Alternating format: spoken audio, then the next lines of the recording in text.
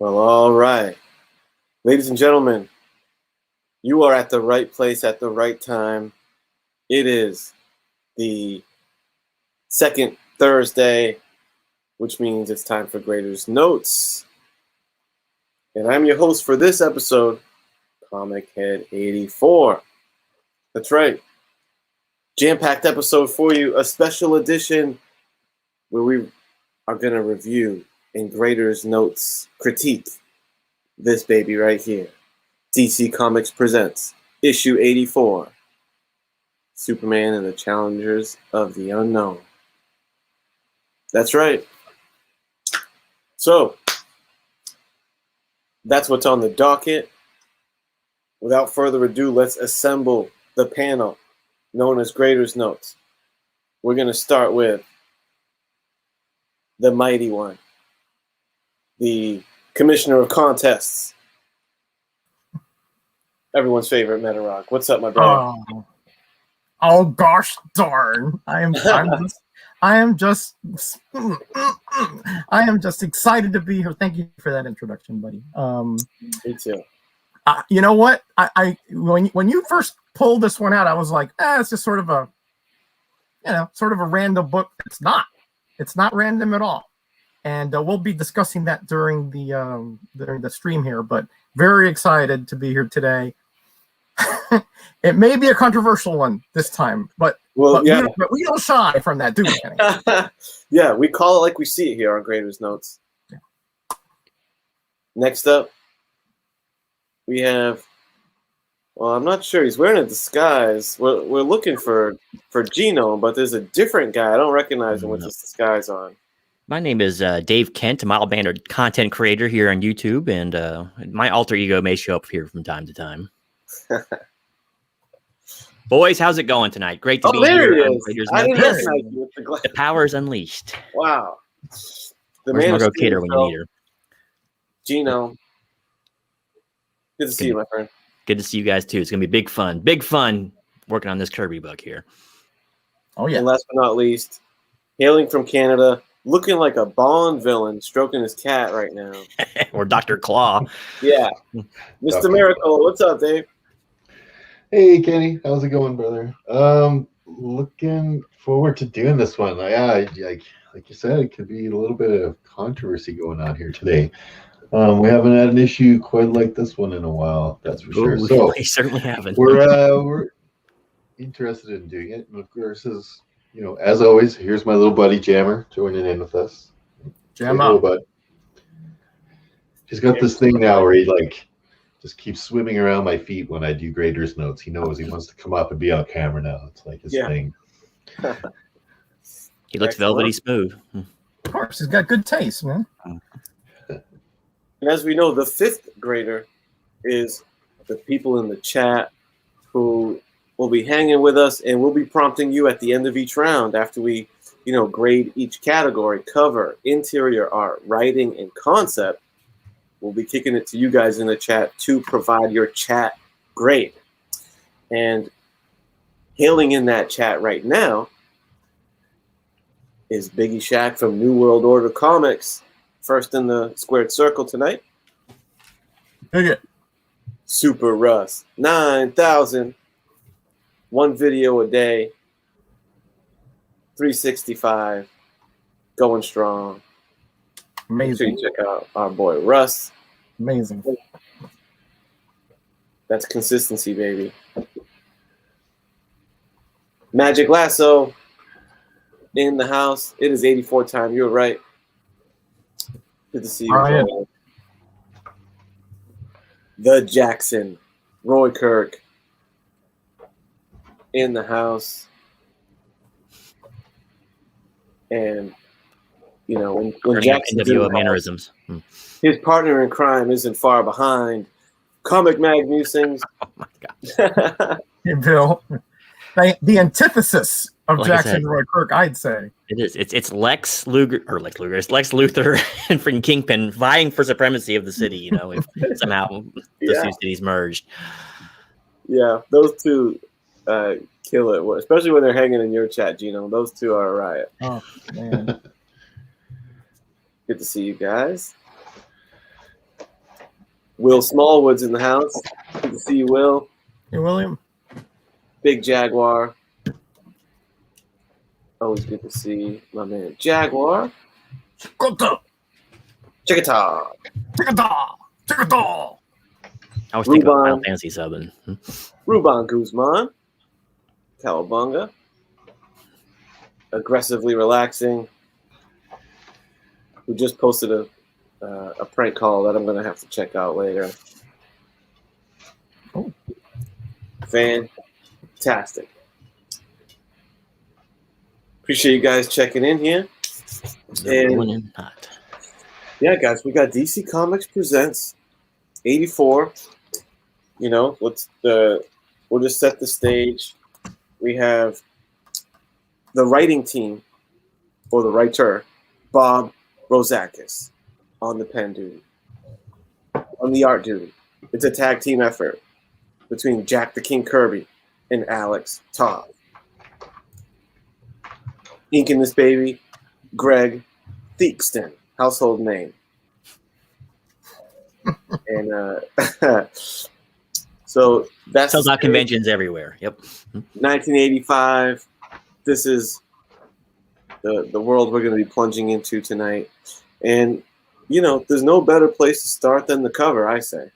So, what's up, Phil Ailing? Good to see you. Logical. What's up? So, you know, I say we're going to cut right to it. I'm going to start going downward to my man Miracle. Ooh. Sure. Who I know has Sure. that hard copy handy. I do. And why don't you enlighten us on your thoughts on how this cover was executed? So I found this cover a little odd. Like, is it Alex Toth had something to do with this cover as well? Or is it just, or someone else? No, it's just Kirby, I think. It's okay. It's odd. I mean, it's odd to see Superman in that kind of bounding pose. It's not really very traditional kind of Superman pose. You know what I mean? Like, I guess he's flying, kind of smashing through the wall, right? The green brick wall there. But yeah, I know it's a Kirby pose, and you're kind of like, okay, this is, you know, Kirby always kind of pushes the anatomy a little bit to the limits of what, you know, an artist can do with it without making it look too overly weird. I think he just went a little bit over the line here, and it's a weird pose for Superman. Kind of weirded me out a little bit, right?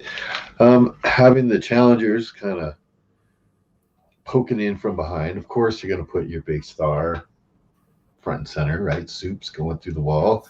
The challengers of the unknown. The challengers following, you know, behind in some way. Although they're not, it keeps falling back into like that Kirbyisms where, you know, I know they have bodies, but basically they don't really seem like they're part of Superman's action. They just kind of seem to be watching, kind of hovering in the background, these sort of built-in characters. Because Superman's way up in the air and all this stuff, and then all of a sudden, here's the challengers, and they don't even have bottoms, right? Like they just chest height and up. I mean, it creates a lot of depth, I guess, with putting these big hands up front, and then the challenger smaller in the back, and then even falling back into the city. And that you can tell that that's Kirby's experience. You know, he would just do this naturally as part of, you know, his design layouts and stuff like that. But yeah, I find that a little bit odd. DC Comics Presents always had a really big treatment at the top, right? Because you're trying to get whatever, you know, Superman's logo in there all the time, and then whatever team up appearance he was having that month, right? Their logo had to go on top of that, plus the DC Comics Presents logo at the top. And yeah, if I saw this on the spinner rack, would it be like, oh, I got to get that? No, I'd be like, that looks really odd, right? And especially for 1985, right? I find this looks really dated by 1985, right? Like you're looking at the same year that, you know, Mike Sachs putting out G.I. Joe covers, and John Byrne still, you know, doing Fantastic Four. And there's all these really great artists that, have really departed from what was happening in the 60s. And this to me seems like going back, right? Like it's kind of a little too old-timey for me. So I ended up giving the cover a 2. It still kind of good. Like it creates depth and artistically it's good. But yes, I find it a little off-putting, to be honest with you. A little dated. All right. In off-putting 2 from Mr. Miracle on that cover. Chocolate or vanilla off-putting though? Which is it? What kind I like banana off-putting. Pistachio, maybe? All right, so we have Miracle break the ice on this cover. What say you, Genome? Are you on the same page as our friend Miracle? Does this feel dated or does this feel dynamic? All right, I'm going to lead this off with Biggie. If you need to use the bathroom or take a shower, now will be an excellent time to do it. I don't want to lose your sub, but spoiler alert, I'm giving this my first 0. If that's even possible. Can I give a 0? It has to be 0.5. I can't even remember the rules, but you can give a 0. I'll give it a 0.5 because there's actually one little thing I do like, though. Excuse the green screen here, kind of messing things up. All right, so this cover sucks. All right, just plain and simple. This is the wrong artist for the wrong time frame on the wrong book for the wrong character. Just this thing is so lazy too. One of the first things that catches my eye, other than the Gumby meets the Kool-Aid Man kind of running through the wall here, is some of the shortcuts he took here. Look at the fingers, man. You can tell he's used a ruler for a separator here. There's absolutely no deviation at all. They're perfectly straight. I mean, he's got the curvy square fingers. That's all right. That's fine. But it's just things like that just irked the crap out of me, man. Why is Superman wearing shorts? He wears a V bikini briefs. That's what he wears, right? He's wearing shorts here. It looks like this cape is growing out of his chest, right? Another lazy thing here. All the teeth, he didn't put any separators in there. So he just got, that's a far away trick, when you don't put any separators between the teeth because you're not looking that close. But this is up close and personal. The eyes are lazy. I mean, there's not a line in there. Sorry, it's not focusing too well. Face is not animated. His head, this is a Kirby thing though. His head could go on the thing. It could go on, basically any other character that always looks the same. General Thunderbolt, they would all look the same except for the curly Q right there, right? The background looks like the Beatles on an off day. It's just terrible. I'll say the one thing I do kind of like about this cover is I do like the hands in the foreground. Those actually look pretty good, right? And it's some pretty good inking right there, shadows in the thumb and all that. But honestly, this is just freaking ridiculous. The pose itself is ridiculous. What, is he jumping through this wall? Is he punching through this wall? What's he doing? And you can't see it because these bricks are green for whatever reason. So it looks like he's punching through Soylent Green or something. Garbage. This is such a garbage cover, man. And sorry, all due respect to you, Kirby, for being such an innovator you were. But I think this is a little bit of people being afraid to tell the big players no. If John Byrne put the treatment on your desk, do you tell him, take it back and tighten it up? It takes an editor with some stones to do that. And at this point, Kirby's probably halfway running their company too. So who knows? Just bad. Someone should have put the kibosh on this right away. It just looks ridiculous. I'm going to give it a 0.5. The treatment's okay. It is kind of obtrusive, but at least it's kind of looks almost like a transparency though, which is kind of cool. So it's not no big banners up there, just loose wording. I can dig on that, but I do like the hands in the foreground a little bit, but everything else is just terrible. So I give it a 0.5. A 0.5 from Genome. Dude. I am speechless. Wow. It's my lowest score ever, I think I've ever given. Yeah. Wow.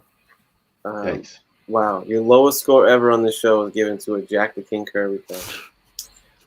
Thanks. Welcome. May the ghost of John Buscema Yeah. show mercy upon me.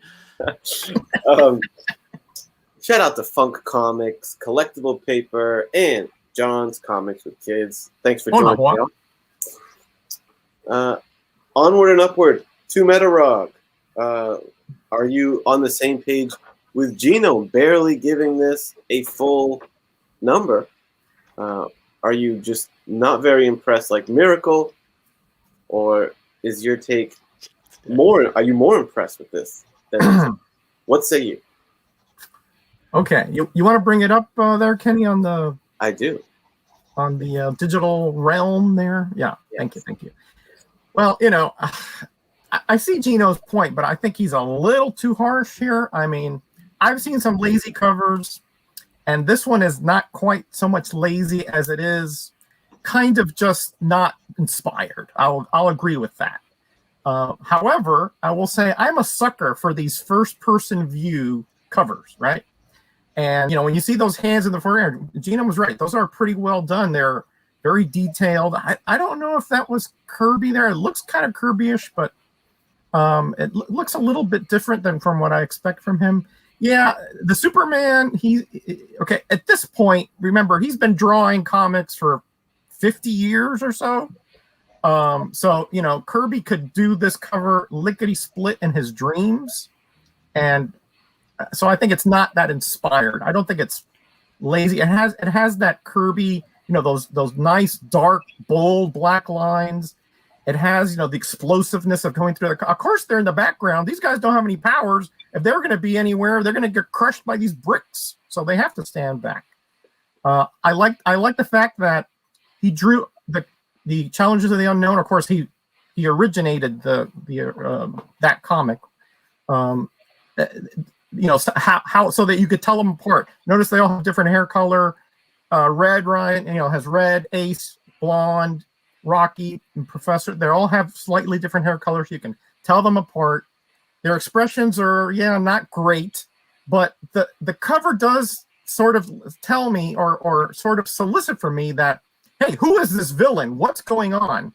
Why are the challengers, which have no powers and Superman doesn't need them for most anything, involved in this comic? And who is this on the foreground that is looking at them? And he has his hand clenched in such a way that it's not exactly cowering. So he must be somebody who somebody who's they have to deal with. So it does have elements that to me sort of do draw me in a bit. I see where Miracle is going. I mean, he calls it dated. I call it more classic than dated, And of course, I'm older, so to me, this does appeal a little bit more. Remember, Kirby at this point, hasn't done a lot. He did his own stuff for Pacific, all that, but he hadn't been doing a lot of covers for DC for a long time. So yeah, it's not inspired. It's not the best. But I have seen some, but compared to some 90s covers, this is a masterpiece. Okay. So I can't agree with Genome. I think he's a little too harsh here. I see where he's coming from, but I don't think it's that bad. It's still a Kirby Superman. It's obvious. Yeah, the shorts are wrinkled. Everything Kirby does has those wrinkled kind of elements. That's just part and parcel of his style, So I think it's just a serviceable cover, 2.5. Okay. Did you see that knee right there, Roger? Did you see that knee in the foreground? Yes, I did. Like it's a little weird. I agree. It looks like it's got an extension in it. Yes, that's true. But it's Kirby, man. It's Kirby. You got to give him a little bit of slack for those kind of things. He was doing this for 50 years. Well, I was blown out of the chat. Okay. Get out of this stream, man. We'll take it from here. Oh, man. Okay. Serviceable from Metarog. 10-4. What's up, Roboto? In the house. Who says, hey, give the 90s comics a break, he says. Yeah, there were a few good ones. That's true. I'm just saying, my experience for those those image over the top ones, not to my liking. All right, let me round out this round, if you will. Bam. All right. I do think that you guys would be a little hard on it, particularly Gino. So this is later career Kirby. I found it interesting because, Superman and Kirby just don't. I just don't put them together because he hasn't done much Kirby. I think only like in the Jimmy Olsen run, really, you would see like some Kirby Superman. Mm-hmm. So I found it interesting to see, a Kirby Superman story. And a Kirby Superman looks like no Superman you've seen. And I think that the good parts of this is it is a cool pose. And it's Kirby style all over it. That's why Kirby has always been a stylized artist. He's not like a realistic rendered type of guy like Buscema. So yeah, I'm not even phased at all by like not separations in the teeth or lack of detail in eyes and certain things Gina was pointing out. I mean, even Kirby in his prime isn't giving you a lot of that stuff. So I think it's totally fitting to Kirby's style. I think it's cool. Like the shorts are cool. It's not your traditional like tight briefs. I like the shorts look on it. These hands in the foreground, I like that perspective. It's not like a totally boring cover. You know, they threw in the first person perspective on it. That's cool. Bold colors. I don't know if I'd make the wall green. I'm not sure why the brick wall was green. But still, colors pop on this thing. But what throws it off, and like what Miracle was saying about the pose not fitting Superman, I think that's very true, and that's like kind of what's jarring and what doesn't look quite right when you see this. And it's not that the pose itself is bad. A guy blasting through the wall like that, it's just not very fitting for Superman. And I'm thinking to myself, like, why doesn't this fit for Superman? And I think it's you don't see him in this pose a lot because breaking through a brick wall is like something that's so effortless for Superman. He's like God level being.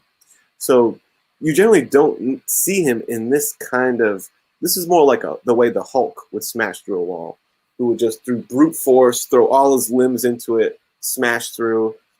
Superman wouldn't need to exert and make such theatrics for busting through the wall. You'd probably see just like one hand blasting through it, confident, godlike, you know, and that's why it looks strange.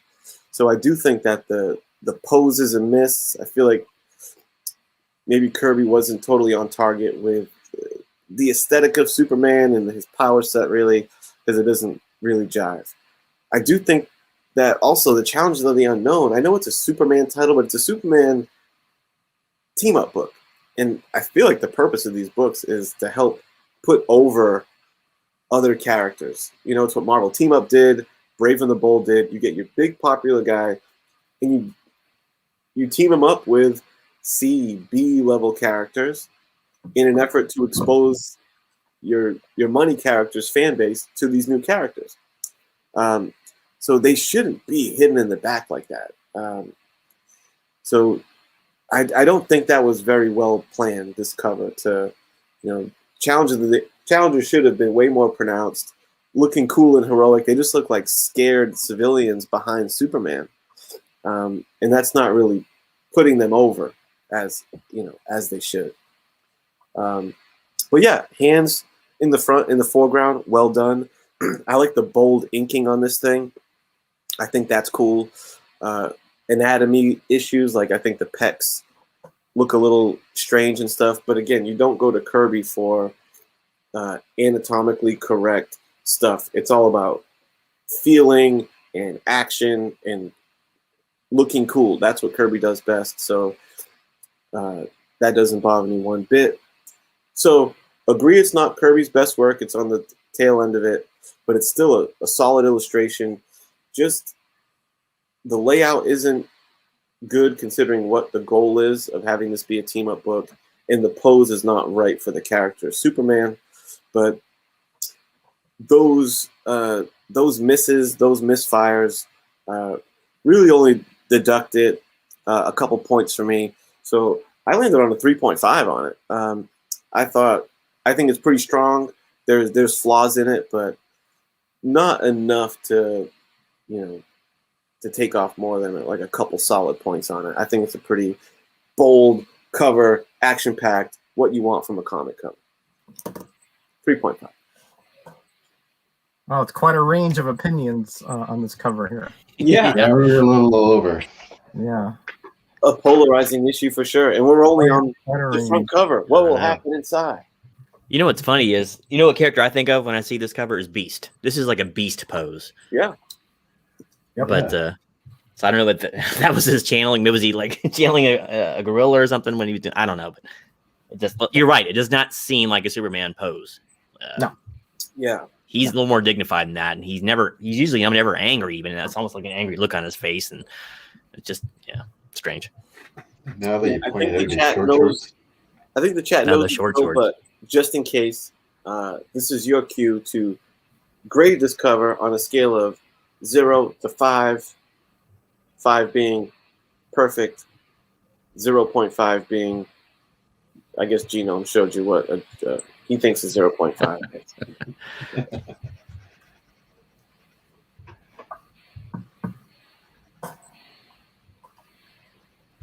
Yeah, 5.5 from Biggie. 5.5. Megan, use your score, Biggs. I think I'll he's put you trying down to, for a like, 5. He's trying to make compensate there for he's trying to pump me up to Gino. a 1, but he's not gonna do it. 3.5. Oh man. Knows what I likes, and I likes not no more. Hey, Alex, Big Blue, how you doing, buddy? The chat is like us; they're all split on this one. Yeah, it looks like the chat is the same as we are, just everywhere. A little everywhere, yeah. Everywhere. Yeah, because I thought this one would be fun because, there is such an affinity for Kirby's work, So, Yeah. Some of that's rose tinted glasses, though. But hey, man, like, even Ty Cobb struck out, right? Yep. Yeah, that's right. Out of the hundreds and hundreds and hundreds and maybe thousands of books he's worked on, he was due for another stinker. So, Well, he's And had a at this decent point, years. he was fighting, I think, arthritis. yeah, as they were saying in the chat. Yeah, and some health issues. So that's why I think this was his last or one of his very last DC comics. This is his last. This is his last. Okay. yeah, I love this book. I always get such a kick out of this. That cover is so funky. It's different. I'll give it that. Yeah, It's different. yeah. There's no Superman cover like it. It's wild. It's like being married to Sidney Crawford and then going out and buying a crack whore. I mean, what's Whoa, the? whoa. I don't I think it's not poor. I don't think you can look at this and say that's like poorly drawn. Really, No, it's not. Man. I just think it's. It's just awful. It's not poorly drawn. It's just awful. Oh, He boy. just made some Opinions poor differ. choices. Opinions differ. That's for sure. But and I will be honest, I've never been the biggest guy on Kirby either. So, but I can definitely appreciate because he probably did that cover and friggin' even with arthritis, he probably did that cover in a day, if that. So, Yeah. Credit where credit's due. You know what? I don't think he inked this cover though. It must have been who's this person here? Theakston. Because this is definitely not. I don't see any of his Kirby squiggles or nothing in here. No, like you normally see. So I know that's not pure Kirby. No way. No way. No, it's Definitely those hands, and the hands is where I can really tell. if the bricks weren't green, I probably would give it a full point because I do like the bricks. It gives it a 3D look. Yeah, because they're kind of in front of the character flying, which is kind of cool. But yeah, that brick color wasn't a good idea. I thought it was supposed to be silhouette cover. I'm not sure, but It just gets lost in the cover. That's the problem. It totally gets lost. yeah, it's weird. I bought my And ticket. the short shirts, I cannot see them now. Yeah, it's awful, man. It's like I can see Kirby. In my day, we didn't draw bikini briefs on our heroes. Yeah. You whippersnappers. Soup's already. Usually they're just the perfect triangle, and then they got a little more anatomically correct in like the 70s or so. But they were still the V cut. Who's pretty doing the close to calculation retirement for at this this point. for the cover? Yeah. Have you been Doing anything? calculating, Genome, or should I go Yeah. through the Nope. I should be good. Unless we get any more scores here, we should be good. So Yeah. 10 seconds or whatever, and Yeah. I'm hitting the button. Superman's over here putting them all over him. I was drawing heat. He was drawing heat from me. That's what he was drawing. If we're going to use wrestling parlance. Serious heat. It wasn't that bad. But I mean, it's just definitely not my cup of tea. That's for sure. Let's see. All right. Let's see. It's going to take a minute because they had to change up calculator. So give me 1 second Oh, here. okay. Well, I used to list them all at the top and I could count them easily. But now I need to do Excel on this is what I need to do. But There you go. Do a little formula. Have it Okay, ready for so- next. Have it ready for my show in 2 weeks. Get that formula ready. The Graders Notes formula. okay. Yeah, actually had 13 scores. Comes into a 3. Chat score is a 3. A 3. Wow, So nice. kind of with you, Kenny, really, for the most part. They seem to like Yeah. it. I think it's about right. Yeah, man. Yeah, I can see that. I can see that. If he drew that cover, 5 more times, he'd be a serviceable for me. But I just think that, yeah, I don't know. It's looked a little old to me. It's not one of Jack's best, that's for sure. I can't say that. It's bad too because like Crisis came out around this time, I think too. So people were used to the little more modern style that was evolving out of the bronze and all that. And Yeah. Crisis comes out next month. Yeah. This book. Yep. Perez and Adams already been working at DC for a while, so you're used to the less stylized and more beautiful look, and then Perez. him. Right? Yeah. All right. So we've covered our bases on the cover of this book. Now let's see how the inside went. Mm-hmm. We started with Miracle last time, so we're going to pop over to Genome and see if he's as disappointed with the interior art was the cover. The floor is yours, Genome. Oh, Biggie, if you have to mow the lawn or anything, that might be a good time to go. Just saying. Okay. I don't find the interior quite as bad as the cover, but it wasn't just Kirby working on the interior. It's like 3 different artists, I think, working on this, but they did their darndest to emulate him. So it almost looks like Kirby all throughout. I'm opened up to this. This is my first look at the bad guy in this. It looks like you put like a gorilla in a trash compactor, right? His face is all flattened out. But it's a cool space scene. Kind of a lazy spaceship, but a cool space scene. He does do space scenes really cool. I do like that about it. Wow, there's some stuff in this book. It's funny because you'll have panels where half of it looks good and the other half doesn't look good. Like this panel here. I'm sorry, the green screen's cutting it out again. But this middle panel here with the dude standing on the wall, I like this angle. It's really cool. He's got a Spider-Man look kind of going here, which doesn't really work. But I mean, it does for what he's doing. But look at this dude up here, man. His arm behind his leg. It's not going to focus on me, is it? But oh my gosh, that's awful. Just there's every time I find a panel I semi-like, I find a couple of things I don't like about it. I mean, this face right here, it looks like kind of like Quicksilver or something from Marvel, but with Banshee's mouth power or something. I don't know. Some lazy stuff, real minimal backgrounds on a lot of this stuff. Oh, but where was the bad guy here? Oh my gosh. It comes and goes. You can tell when Kirby totally gets off the page or whatever, because the style changes up subtly. Like this is obviously not Kirby here. I can't get my finger over it. Like that's not him, but someone trying to emulate him a lot. But like another page and over, he'll be on it again. And if you look at the cover in the very beginning, I think it says he worked on certain pages. It says here. I don't want to pull it up too long, but oh yeah, here it is. So yeah, Jack Kirby pages 1 through 2, 10 through 24. And then you got another guy does pages 3 through 9, and then who knows what the inker did. So a weird mix-up. And maybe, like I said, maybe his health wasn't doing too well, so he couldn't sit there and finish it. But this bad guy, man, oh my gosh. What is that? Dr. Zaius over freaking Superman's shoulder there? It's just,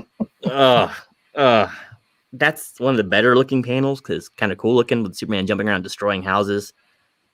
Not my cup of tea, man. Once again, we talked about this already. It just looks dated.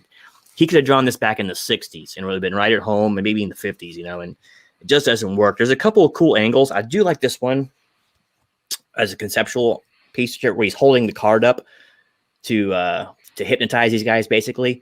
Looks kind of cool. Not my favorite drawing, but it's once again the lazy backgrounds here. And that's shrubbery, I guess. It looks like the Matrix is breaking down. But so that's cool conceptually. A lot of interesting conceptual panels here, but I just wasn't crazy about it. All of a sudden, the guy gets superpowers, and once again, Beast is channeled through this guy. I don't know. He's never used his power before until that split second. And all of a sudden, he does that. Yeah, the Mad Tinkler is right. It's just there's some cringy stuff like this, man. It's like, oh man, I can't. I don't think that's Kirby again, though. I don't. That doesn't really look like him totally. But it's like just weird anatomy and hyper stylization. It's not even a good kind of stylization. I gave it a 1. It wasn't for me. Don't like it. I like the way the card was drawn. That was kind of interesting. But other than that, just wasn't for me, man. Not for Genome. But he got double the cover. Baby. Mm-hmm. All right, onward and upward to Metarog. I will pull up Okay, thank you. digital assistance here. Hang on. Let me get my act together. Well, the other guy you're talking about is none other than the legend Alex Toth, by the way, their Genome.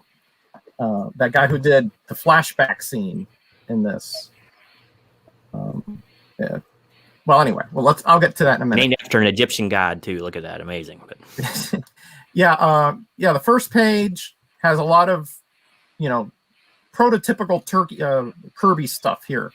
If you look at the swirls on the panel there, and the reflection of the mirror with those heavy lines, that's classic Kirby stuff. I do like the space scene. Yeah, the spaceship looks okay, but I do like the detail on a space scene. So we're starting off okay, and we go to this still Kirby here, and then we go to 2, and we see something that could have been from a romance comic almost here, where we see the pretty girl being surrounded by the suitors, but they're the challengers of the unknown. It's crowded. It's kind of claustrophobic, but again, he's sort of trying to compress that panel because he wanted to get Clark Kent coming in. So not my favorite, but it gets the job done. They're there to try to find Superman. Okay, then we get into the Toth flashback scenes, and when I get to the story, I'm going to tell you my theories here, right? But like Genome says, I do like these more angular vertical panels. It sort of gives you an idea of depth and height. Yeah, that looks like almost like Mr. Fantastic there, stretching out. But again, look, I like the face here and the sort of expression of fear and of just of utter terror there. That just which again really has a non sequitur here, but I'll get to that later. Again, Toth was a really, really top shelf artist. He did a lot of westerns and he did a lot of war, romance. He was very, very Renaissance.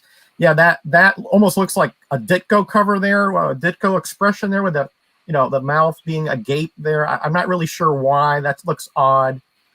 Keep going past Toth here. I think you can tell that this is definitely not Kirby. I don't think he's trying to be Kirby. Because to me, it's like it's obvious it's not until we get to past the flashback scene. We get to page 10 where they go back now, and now you can see that the mind probe thing that's definitely looks more like Kirby to me. The angles and the expression of that energy. That page there, that is quintessential Kirby stuff, where he has a circle and then he has the inverted triangles to sort of tell the story around the middle. That is a classic trope, Kirby trope. It's really confusing, though, in the story element, but that's neither here nor there. But again, really classic Kirby stuff here. The face, Superman's face, Geno's right on. That doesn't look like Kirby. I think Thiessen pretty much took that over for some reason. There are some strange anatomies here and really like odd posing. But again, his layouts and the way he draws figures is so solid. It's so Kirby-esque, for lack of a better term. Yeah, the backgrounds are scant, and when they're there, they're not particularly well drawn either. Yeah, the guy, that guy, that villain is sort of, you can pick up a Forever People and Humans, Fantastic Four. It's sort of like with the bowl haircut. Yeah, Mo Howard there. Yeah, Kirby villain. There's nothing special about him. Keep going. Yeah, that Genome already said that's a pretty cool. Superman. If he was going to do destroying stuff, he could do that in 1 second. So I like the way that he put that on one panel instead of various panels to show that it was done almost instantaneously. Keep going. I'm not going to get too much more time here. There's one panel. Yeah, I like that one there. Like, all four of them abreast there. And again, that first person view with the hand clutching out. That's another kind of Kirby often used trope that I really like. Keep going, Kenny. Yeah, keep going. There's a couple more. Yeah, that jumping beast. That's another one of his very commonly used panels. To show the forward motion towards you, you being the spectator in front. Okay, keep going. Yeah, that's basic stuff there. Good one there on the way that the energy projection out of the man's hands there. That's again classic Kirby. He does that sometimes either to project or to show the after effect. I think that was really well done to show how much energy is coming out. Keep going. I'm going to wrap this up now. right at the end here, where there's the space scene where he's in the Phantom Zone. Right there, right there. I really love that panel there, where you can see the starscape through the body. It looks almost like Starlin-esque there.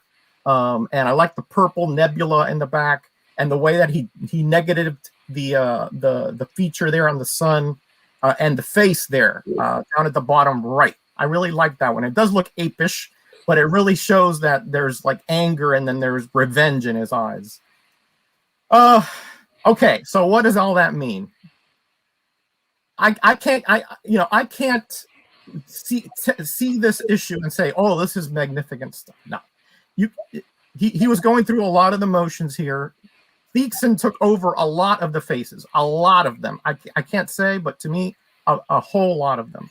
But the Kirby layouts, the Kirby crackles, the power expressions, the layouts, the way that the story flows, except for that part where the circle and the inverted triangles, which I kind of hard to follow. I think he did a good job with that. That being said, definitely not even close to Kirby's good stuff. And the Alex Toth scene, although good, it's really weird to have Kirby Toth and then Kirby again. It's almost, well, I'm going to get to that in the story, but it almost looks like that's a non sequitur. That should not even be there almost. So what did I come up with? Same as the cover, serviceable. Not terrible, but definitely not Kirby's best work. Gets the job done, barely. Has good elements of Kirby, but it also is really just not inspired. It's just going through the motions. Serviceable. A serviceable from. Fuck. Let me get the brand up here. Anyone know how old Kirby is in 1985? He's I got think to it be in was his born in 70s. 1917. 17 he's born? I think so, yeah. So he would be almost 60? Is that right? No, almost 70. No, Almost 70. almost 70. Yeah. Almost 70. Okay. Yeah. Got it.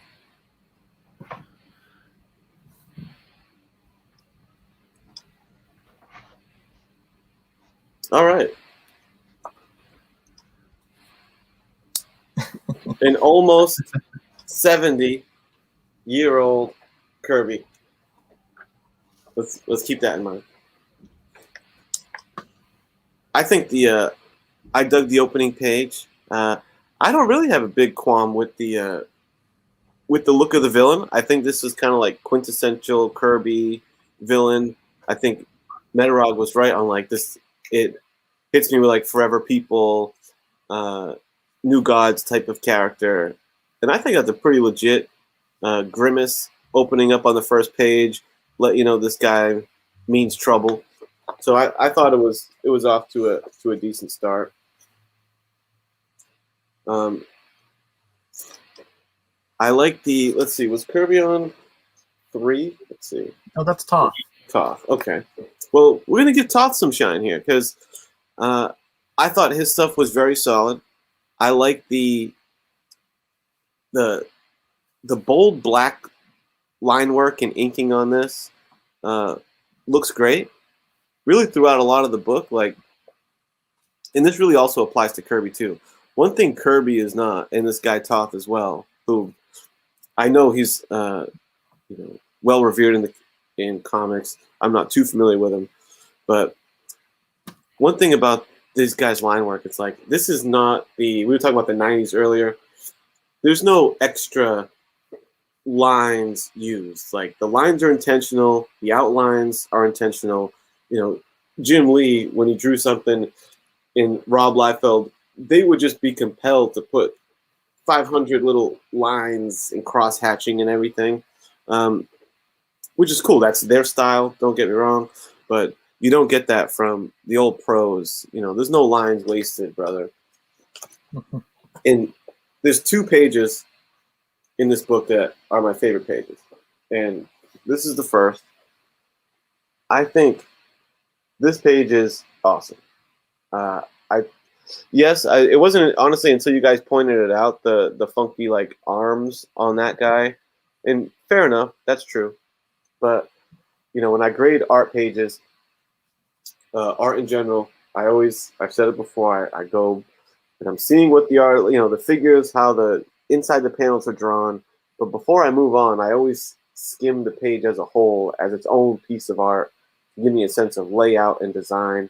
And boy, what a home run on design and use of the page, and like the way it's not just a straight line that's making vertical panels.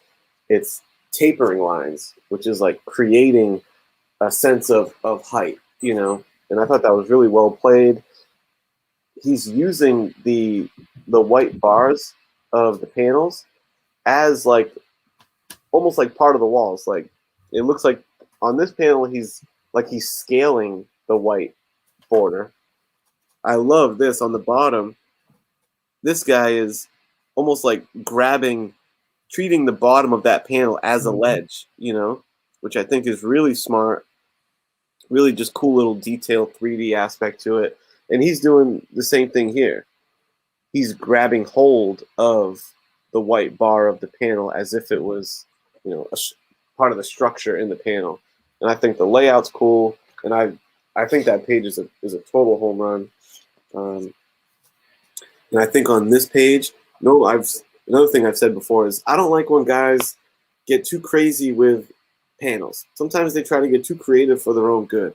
And at first glance, this page looks to be an example of that. Of why are all these panels in jumbled positions?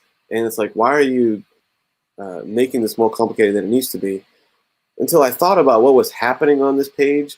And this is a moment where you have this guy who's on the sense of like on the edge of falling off. And this is the moment where all 4 team members all lunge at the guy from different angles to grab him and hope that he doesn't fall off. And it's a chaotic moment where 4 guys from different directions are trying to grab hold. And I'll be damned if doing those panels in weird juxtaposition like that doesn't give you that feeling of like just a clumsy, chaotic moment trying to hold this guy. And I'm like, damn, that was well done. So that's my top praise, I suppose. When you get to Kirby, you do notice that it's not the Kirby from the Thor run. It's not necessarily new God stuff. Captain America. You can tell it's you're not getting some of the painstaking detail that you've gotten in his earlier career. He's hitting 70. I'm sure this is paycheck stuff, no doubt. And you do notice that. You can't really deny it. I do think this is quintessential Kirby. What I love about this page is, again, part of this is just the kind of novelty factor of seeing. One thing Kirby does good is space. And it's always cool seeing how he imagines and draws space. So to see Kirby Krypton was pretty cool. So I got a kick out of what his take was on like what a Kryptonian judge looks like just still an innovative design. Like it's still super unique. The way he drew Jor-El, that's as good a Jor-El costume and imagining as you're gonna get. So you still got that spark. But then yeah, you have kind of lazy panels like this where like when Superman's grabbing all 4 of them in his arms and just flying, like. Not his best stuff. Kind of knocking through it quick. The Superman just looks nuts. He looks nuts in this book. Like Kirby, Kirby's like face on Superman in these 2 panels. It's like it makes me laugh for some reason. Like it's just it doesn't really look like Superman, and I can't really put my finger on what it is, but you still got good layouts, though. I like this 3-panel thing at the top here, ending in that finger point, that scowl, the energy lines. That's a dynamic panel all day. Not a great I guess it's as good as he does in this issue of Superman flying because he misses the mark a little bit later. I agree that it was cool seeing the big whirlwind smash there. I also agree that the card holding when he's transfixing those guys is a cool scene, but that's great layout. Like, it's not his best execution, no doubt, but if you line up a dozen artists and you tell them to draw 3 of the challengers attacking at the guy with the, hypnotizing card, just fundamentally the layout of the positions and all that, not not many of them are going to come up with as dynamic a panel as that, and how just a cool, energetic layout that Kirby does. It could have been executed a little better, but still got that spunk. Kirby just has a hard time drawing Superman flying at this stage in his career, anyway. Like, that is really cheesy. That looks like something out of a Golden Age comic. So does that. Like, that's a really strange position for Superman. It's like he's about to dive into a swimming pool or something. Cannonball. But that's a cool page there, or panel rather. And you know what? Even though I do think it's a funky look for Superman, I really like this top panel. I like that. I think the inking is cool. I don't know, something I like about that pose. This right here is the most. It feels the most Superman that he does in the whole book. That feels very Superman to me. The expression on his face, the pose that he's in, the hair, everything is right on that page. So that was cool to see, like a moment of like, oh, there you go. That's what a Kirby Superman could be. I love this pose, by the way. Genome said he looked really funky. I think there's something cool about Superman. Just wouldn't have to exert himself that much to grab him by his waist, but still. And lastly, my second fact, I told you those 2 favorite pages. One is the way Toph did introduce the guy on the ledge. Second, like Metarog pointed out, when he's like banished into the negative zone, that's the Kirby shit that I like to see, man. You put Kirby in space, and I don't care if he's hitting his 80s, brother. He's gonna pull it off somehow, some way. The guy just revolutionized the way space and the cosmos is depicted in comic books, period. And that's what he does here. I love that, like negative space, sun, gale. Love that page. Love that page. So, all in all, a fun read. Not technically sound the whole way through. I think it was fun for me to see Kirby do the Superman story. Alex Toth nailed it. Really impressed that guy to the point where I want to look up some of his other work. So his stuff was good. But with rose-colored glasses firmly off my face, okay? Keeping it real. It's still a 3.5 for me. Still a 3.5. I think there's strong moments in it. Not his best, but, my boy's 70 at that point. Boom. Wow. What am I going to say now? It's on you.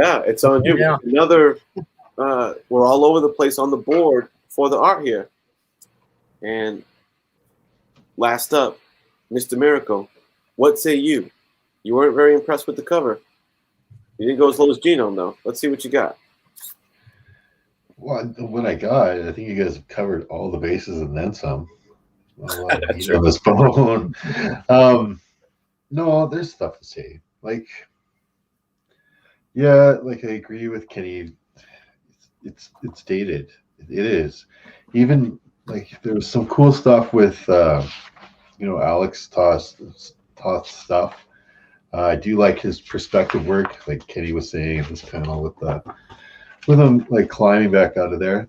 But these are a couple of old guys, golden age guys, set into a relatively, DC Comics Presents wasn't exactly their big seller, right?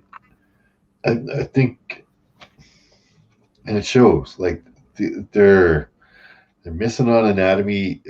Even like I know Kirby always kind of, pushes, like I was saying, pushes that anatomy, but here it's just not right. Like he pushes it way too beyond. Like guys are just way too funky and way too many different spots, right? And I think that's kind of showing his age as well. Like you were mentioning, like a big DC artist like Perez that was doing all kinds of work at this time, and Frank Miller was doing stuff, and like there's all these different artists that are really trying to push the boundaries. And I think that the editor at DC Comics was basically like, okay, you two old guys, I'm just gonna stick you on this book, see what you can do.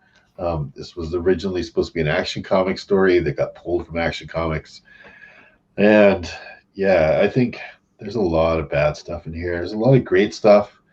If you're a big Kirby fan, there's some really nice panels in here that are Kirby panels, but like everybody doesn't have to get all the weird stretched out. Like we get them in that, like we'll get you right, but why does he got to have the huge fist and beyond everything on weird angles all the time, Jack? And that worked really well in the '60s, right? I think this is a little bit of a Jack, for a phone it in for Jack, right? But I mean, a phone it in for Jack Kirby is a lot of guys wish they could possibly do this at all, right? On their best days. Because even like stuff like destroying the city and stuff, they're cool panels. They're well laid out. It's cool to think of like Superman just like crushing everything, right? And how would you draw that, Mr. Kirby? Regardless of whether you think his Superman looks kind of wonky or like, but that's just the way that Jack draws faces, right? Like everybody has that kind of flat notes looking like the villain from Tron kind of face. Yeah, the villain's pretty typical, right? He laid back on that villain-esque Kirby guy, right? But there's lots of great stuff, Jack knows when to put the speed lines in there or the explosion or when to change, like have guys do some stuff, but sometimes he's taking it just way too far and he puts it in unnecessarily. I think it works for the most part for his panels, but I don't see this as being like any sort of stellar work by Jack Kirby. So I gave it a 2.5.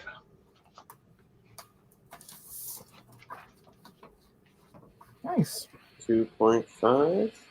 Yeah. Also known as a serviceable. Serviceable. He's getting a workout. The guy's getting a workout tonight.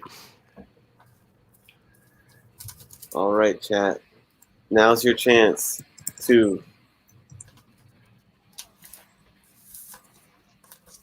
I still dig your grade this art. logo so much there, Kenny, by the way. Thanks, man. Oh yeah, that's all Yeah, time nice right there, job. man. I don't know. I like the little guy you had before. I mean, I guess that's better. You're a Galactus fan. You know you like this one better. Mm-hmm. I know, but I mean, the elongated head is, Yeah, I was gonna say he drew the Phantom Zone over like Eternity over in Marvel. yeah. That's what it reminded me of. So like one of the kind of a funny thing about this is that the last book that Jack Kirby was working on at DC Comics before he left to go to Marvel Comics and started everything with Stan Lee, Fantastic Four, and everything was Challengers of the Unknown. Yep. And then here he is again taking on the Challenger story with his last comic at DC again years later. Right? Yep. And the Challengers of the Unknown are actually, well, they would have been the Fantastic Four if Jack Kirby had stuck around there. Right? Look, there's Biggie giving an honest grade. I dig on that, Biggie. Appreciated your integrity there. Because like in the Challengers of the Unknown, the Challengers go into space, get bombarded by cosmic rays, gain superpowers, right? Like so, that was like one of the last stories he was working on. All of a sudden, he went over to Marvel. Yeah, definitely an inspiration. That's why when they did the Amalgam series, it was cool that they had Challengers of the Fantastic. Fantastic, yeah. Oh, nice. That was one of my favorite ones. Yeah. What was Kirby's last book that he worked on before he passed? Anyone know like his last book? I think it was Destroyer Duck. No, I'm just kidding. It's not. Someone was saying he did an image book. Which image book did he do? Freak Force? Was it? When did he die? Like 2002 or something? Yeah, but I don't know if he was working right up until No, he wasn't working that far out. Yeah. Phantom Force. Yeah, I think Biggie have that. And it was some force. Yeah. Some sort of force Some sort of with speed force. lines. Yep. He died in 1994. Oh, I was a little bit off there. Yeah, died in 1994. Yeah, because it was before CGC, because there's no CGC Kirby signature. No. Signatures, yeah. But CGC only came about in like 2008, didn't they?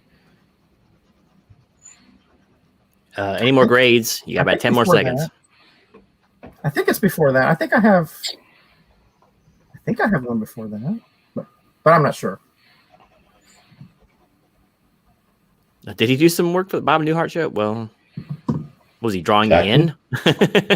Was he drawing Daryl and his other brother Daryl? Larry? Yeah. Okay, I think that's it for grades. So let me tabulate. I know he did animation back in the 30s, like Popeye, things like that, I think. He did? I think he did. Comes in at a 3. So chat is liking the art, both outside and within. Yeah, I think Kenny's more on the ball than we are today. You know, what can I say? Get my finger on the pulse. He's got his finger on the pulse of the chat, that's for sure. Like an anesthesiologist over here. All right, we've been talking art. Kirby. Now let's talk about, what's this guy's name again? Bob Rozakis. Does that name ring a bell to any of you guys? Is he a known? Yes. Yeah, he rings a bell. All right. So let's see. How did the story get laid out here for these artists to work with? The name rang a bell to Metarog, so we'll give him the floor. Yeah, it rang a bell, kind of like a the bell before they toll. They hang the guy from the gallows. You know, the bell tolls doom. Yeah. Would you like a panel? Oh yeah. Thank you. Okay. You know, the art may have been not the best, but compared to the story, it was a masterpiece because this is one hot mess of a story. Rozakis at this point was, I think, like a fill-in writer.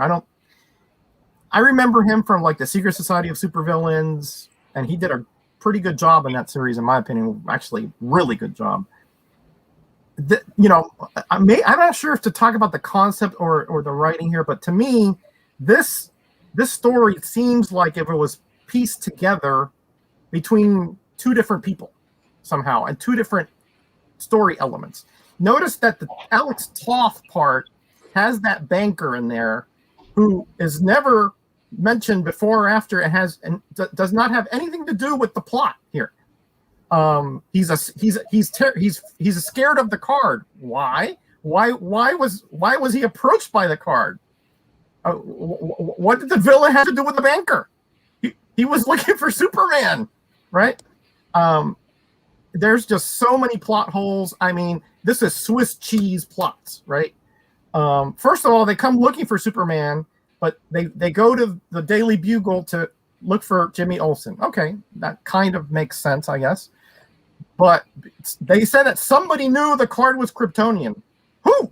Because the only Kryptonian that they know of, obviously, is Superman, and he didn't see it. So how do they know it's Kryptonian? Was there internet at this point or something? Okay, so that is kind of Jimmy Net, yeah.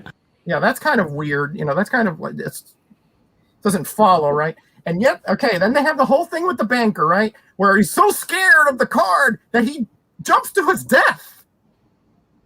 Why? What the challengers were possessed by the card, and they didn't seem to have any ill effects. Where did that come from? Okay, all right. Let's keep going, Kenny. Let's keep going past this whole thing because that whole scene there smacks to me like that was forced in there from some other issue somehow. But again, you know, I may be off. That maybe Metarog is losing it. Okay, then notice they never show that card in that Toth scene. The policeman holds the card, but you don't see it. It could have been a photograph that he's showing it for all we know at some other story.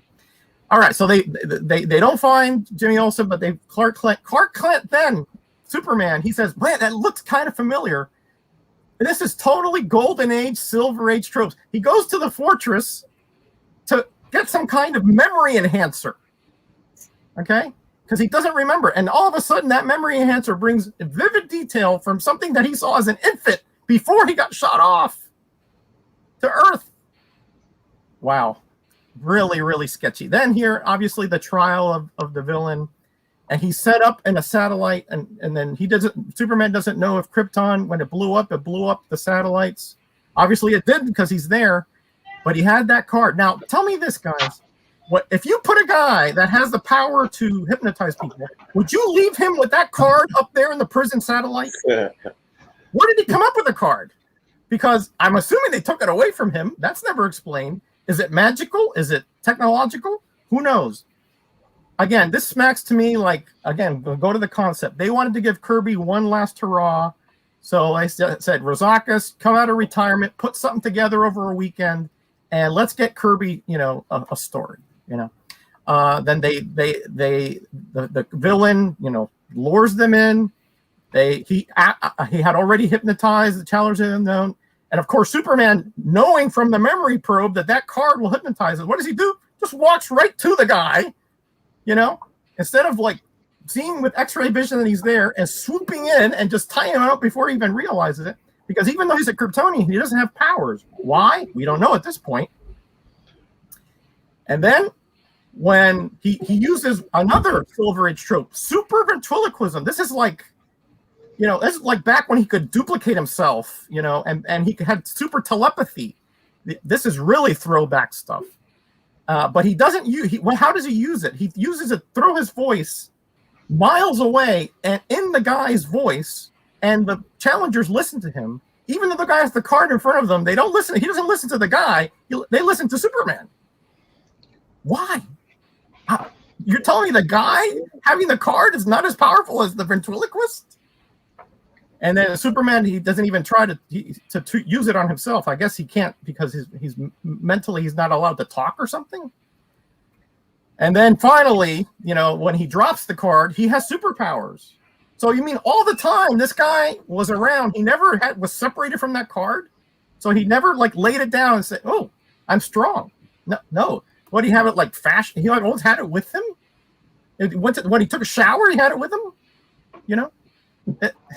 Man, this is so full of plot holes. I'm not even going to go through all of them. I'll leave the rest for you guys. Absolutely most ridiculous thing I've ever read in my life. And then there's some kind of at the end where he says, "Oh well, I'm gonna get revenge on and then there's some kind of further plot to come." I don't think it ever came. Guys, I'm so upset, right? Because I really wanted to like this story. I think Challengers and Kirby are, historically just linked. But Rozakis here just came up with something so that he could draw in the panels. The only thing I kind of like is that there are some throwbacks and some homages here and there to the old stories, but it makes absolutely zero sense. No matter even for a comic book, it just has so many plot holes that you could drive a truck through it. 1.5, and that's a gift. The gift of a 1.5 bestowed upon the story per Metarog. That's a gift from the Dollar Tree kind of level right there. 1.5. Interesting. Who's going to give it a Woolworth? Come on now. Whoops. So, I will hit this writing, this story next. This comic here is interesting because it does a couple things. One is books like this remind me, sometimes I have to remind myself that sometimes when I'm reading comics, I'm a grown man reading something that is like intended for like a 9-year-old or a 10-year-old. Because some comics are, and I feel like that's what this is. I feel like when this guy was sitting down to write this, he's like, let me entertain little Jimmy, who like, understanding of the world is like, the average age for this book should be like kid that barely knows where babies come from yet. Because that's kind of the level that it's at, which is interesting because, and honestly, I feel like a lot of Golden Age, Silver Age, especially DC Silver Age, is like that. It's really geared towards, like, it feels like it's really geared towards kids. Not very sophisticated stories, just basic. Which is why I have a hard time going. I love appreciating the art and collecting and the history of Silver Age, but a lot of Silver reads very, very not my age group. I guess my literacy level is, I think, a little beyond some of that. But it's interesting. What's interesting about this is that it's 1985, right? So it's like this is showing like the end of an era right here in this book. 1985 means that the year prior, you had in Marvel. I think DC was a little late to the party of getting into the modern age of comic book storytelling. Not all their titles, Alan Moore was doing Swamp Thing around this time.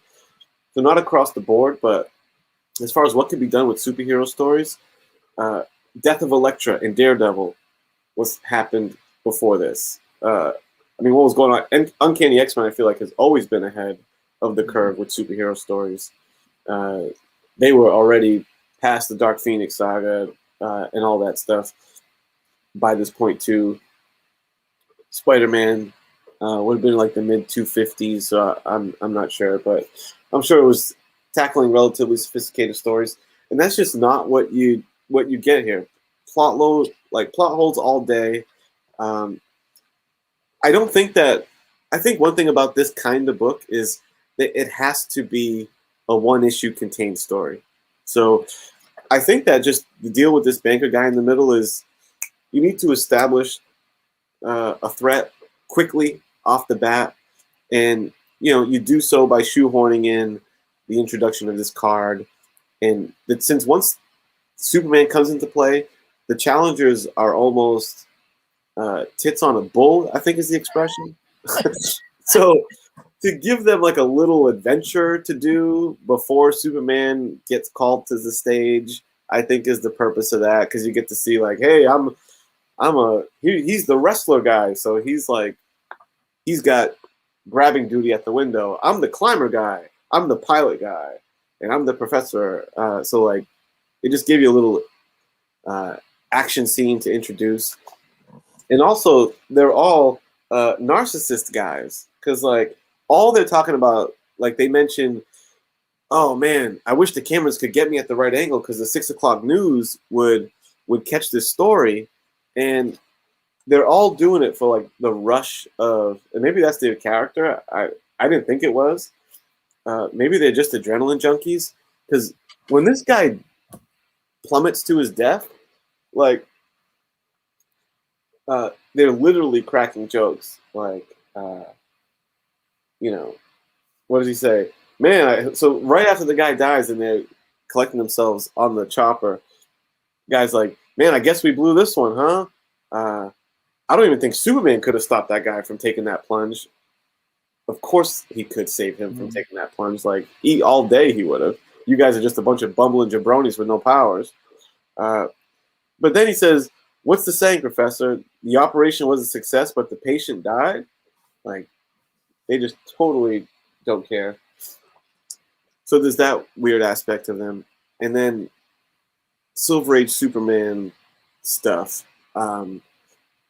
Storyline wise anyway, and why I say like kids, it's like geared towards children, is like Superman with the super, he has super everything, which I think has always led to like me not really getting invested. I think they figured it out in the more modern stories of like how to write a character like Superman who's OP, super powered. I think they figured it out over time, but early on it was just like Superman effortlessly handling things. He says, oh, let me jog my super.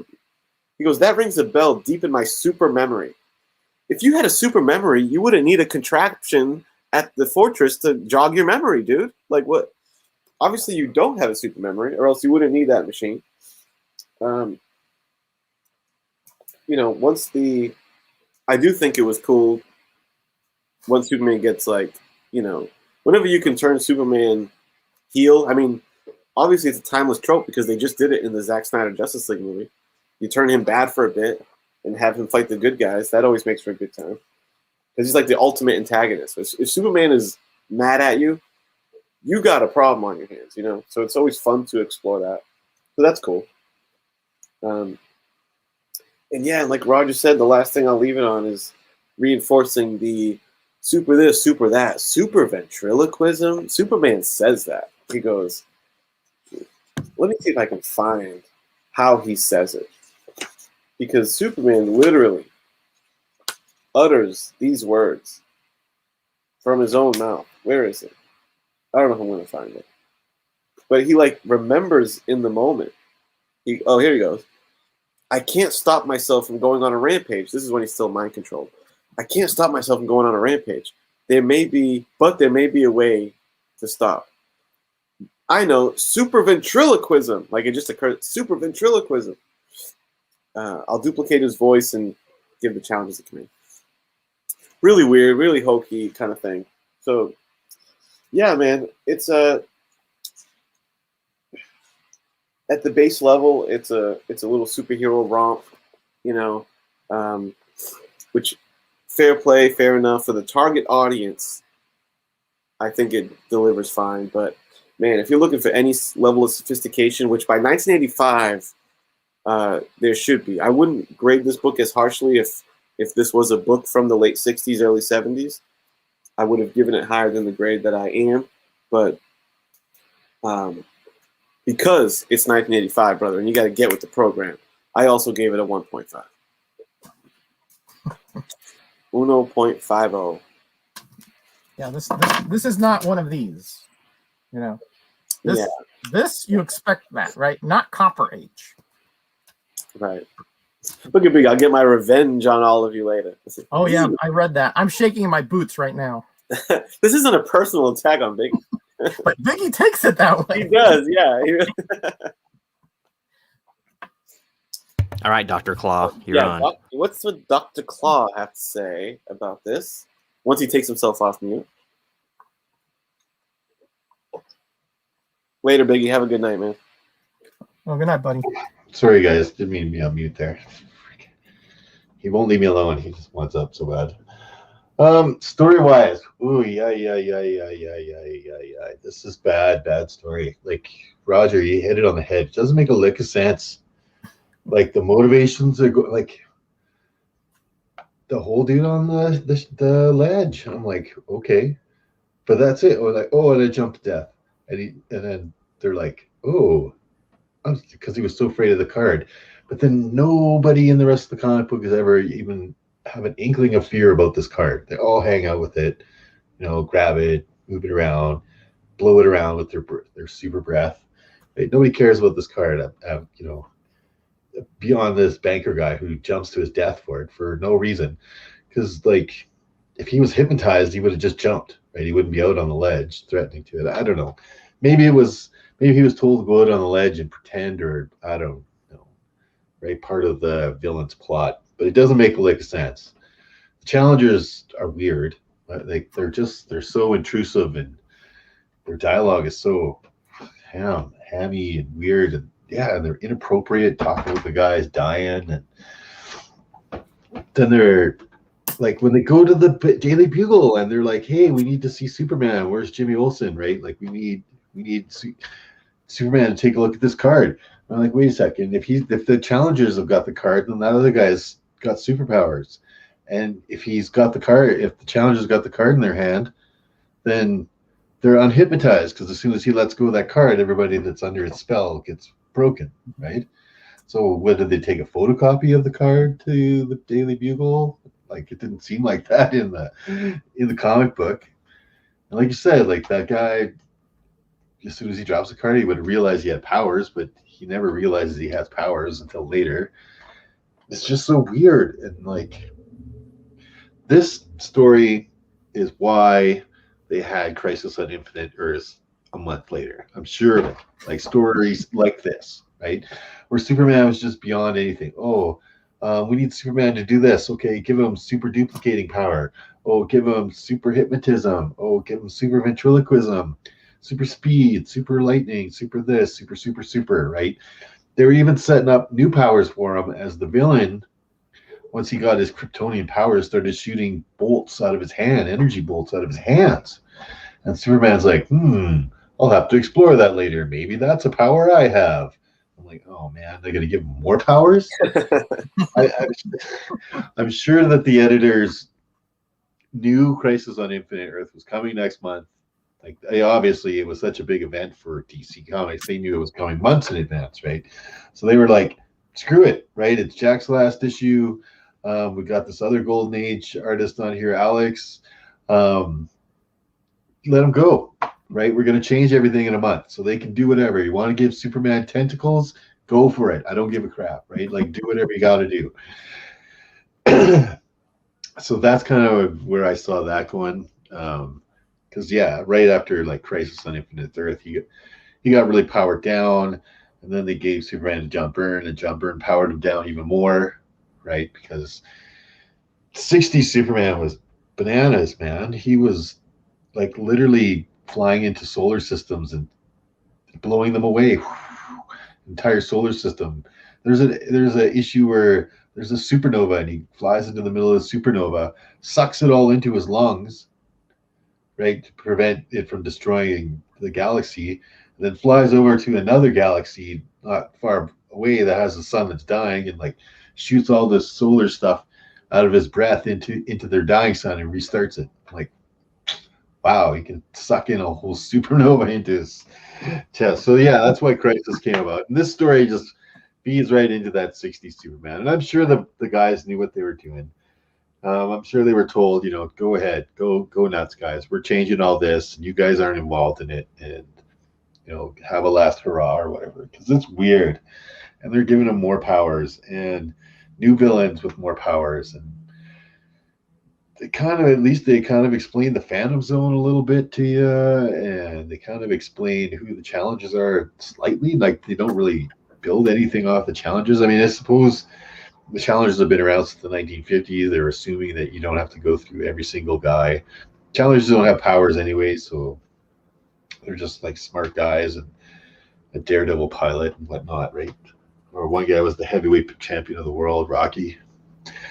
But yeah, I didn't like the story on this book. This is probably one of the worst ones we've read here on Creator's Notes. Lots and lots of plotline holes. Lots and lots of stuff that doesn't make sense. Dialogue super, super campy in lots of places. You're like, why is these guys even talking right now? Like, just shut up. And I had a hard time, like, it was childish, and I had a hard time reading the whole thing through, not because it was any sort of difficult read, more to the fact that it was just like, oh, I just don't want to read this. Maybe I just don't want to keep going. But I took one for the team, Grader's Note style, right, and forced my way through it. Yeah, I mean, the story matches the art in a lot of places, I guess. But yeah, really not good. Really not very good at all. And I gave it the same as Medrog, a 1.5 for my story on that one. All right. We got 1.5s across the board here on the story. But considering we've already gotten a 0.5 from Genome, we'll see. Does this have room to lower itself? Or will he surprise us? Maybe he likes the old-fashioned charm of this book. What say you, Genome? Well, guys, I had a little insider information on this book, and it might have affected your grade a little bit. If you realize this book or the story was actually written in 1952, and they just superimposed it over this new art here. We mentioned earlier that the art was a little bit dated. Well, if that art was dated, in fact, someone in the chat mentioned storks deliver babies. If this was a baby, it'd be delivered as stillborn.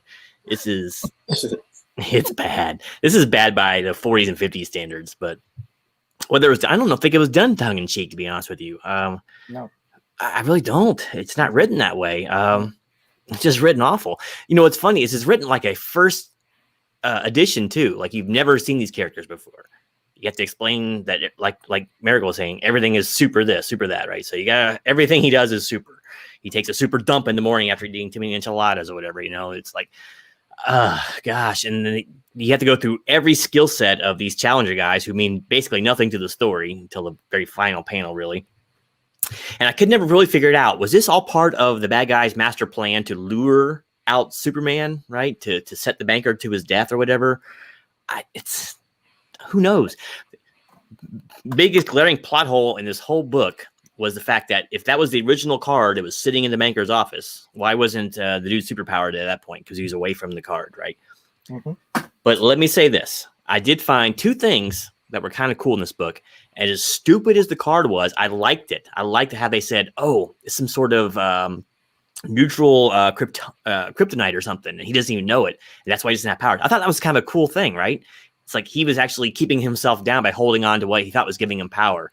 I thought that was kind of cool. Now, the fact that as soon as he lets go of that card, he's basically on par with Superman right away without having to absorb all that energy and not knowing how to use his powers was pretty ridiculous. But once again, you write a 50s book, that's what you're going to see, right? So I thought that was actually a really cool concept, as dumb as it was. But man, the other thing I liked was actually more of a missed opportunity because this is the 80s, right? The books are starting to get a little grittier, a little darker, right? Here was a great time to make Superman a little more shades of gray and basically the whole Kryptonians. Because if you think about it, the Phantom Zone is a horrible punishment. Like, it's way worse than death. They call themselves civilized, but they're banishing these people to basically the ether surrounding the planet, never to be freed. Or maybe they were going to be free, but then Krypton blows up, right?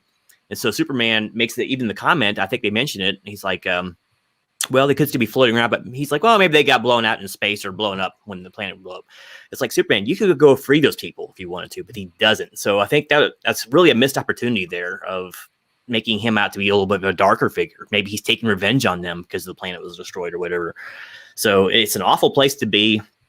So that part was kind of cool, but man, everything else in this book just sucked. It sucked hard, like a Hyperlux. It was, man, just one dialogue drenched scene to the other. They talk through everything, whether they're walking, whether they're fighting, they're inner monologuing, they're speaking out loud.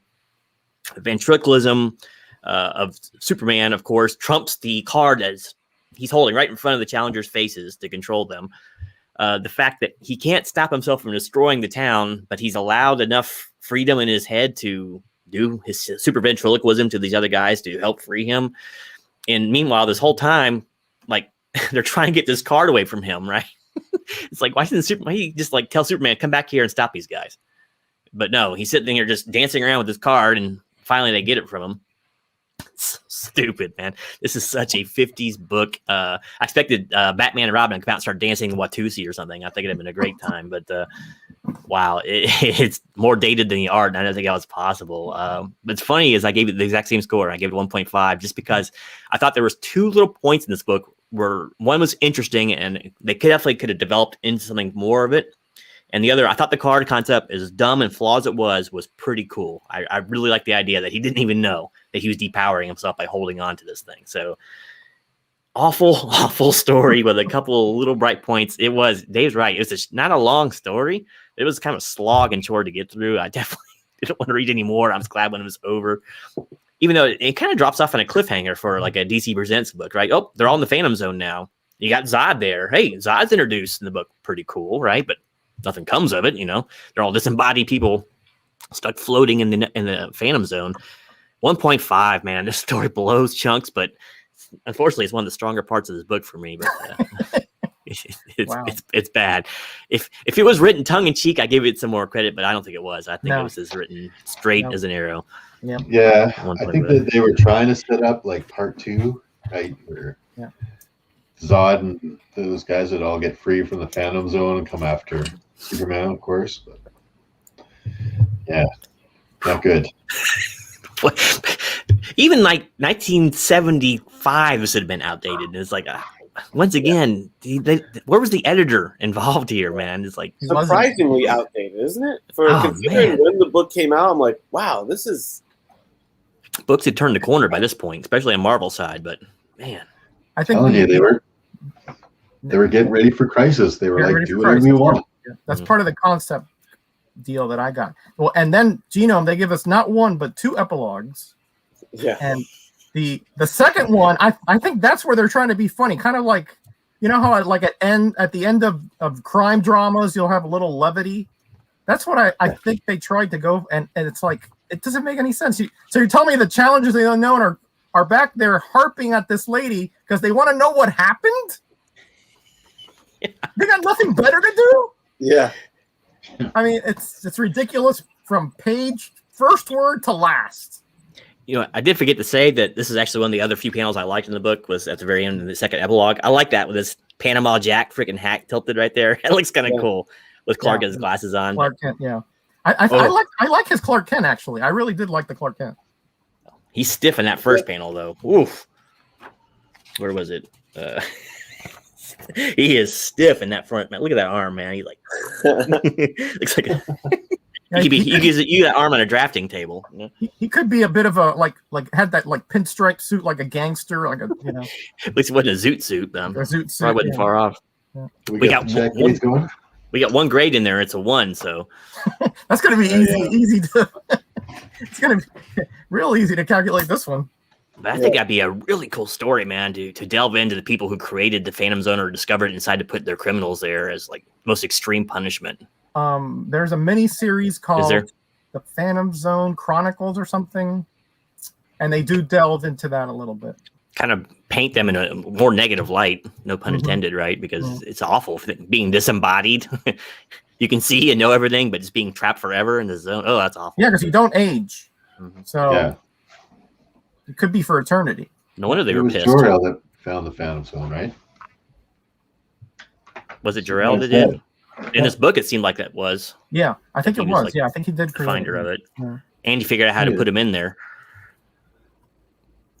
You know, Jor-El. It's a 1.5 so far, unless any other grades come in.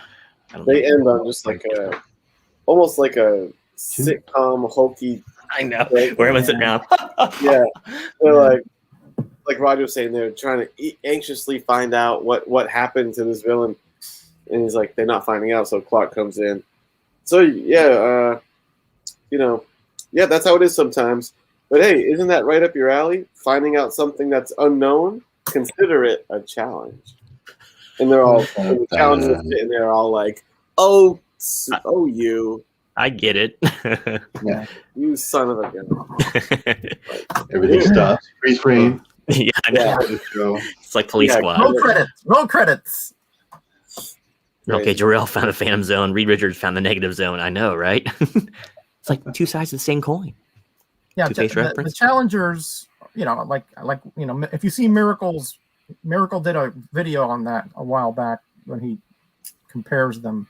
And it's like, the heavyweight boxer, Ben Grimm, Professor Haley, Reed Richards, Red Ryan, Johnny Storm. And then you have Susan Richards, which is sort of like they can't make it so apparent. Yeah.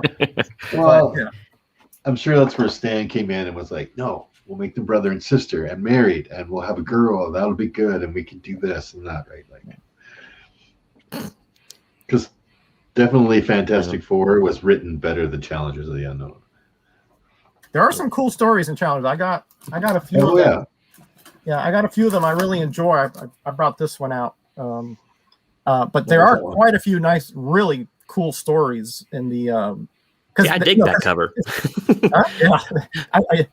Again, you can tell this is 50s or late 50s, early 60s, whatever.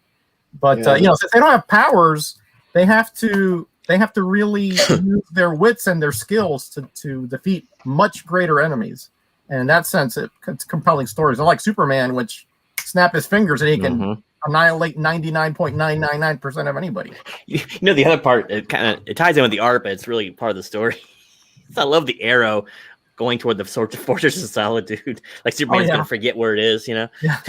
It's like, it's over here. It's north somewhere. I'm surprised he didn't say. And I turned on my super homing beacon in my head, and oh man, what a ball. I got such a kick out of it when he says, "Oh, this is ringing a bell in my super memory." Yeah. And 2 panels later, I just got to go to the fortress to get my memory enhancing machine. Yeah. What happened to the super memory? And then he sits in the electric chair and it's got all that stuff all over it. Yeah. That's straight out of the Gold and Silver Age, where if he didn't have he used to have all kinds of weird powers. Like he would create little Supermen He could create them.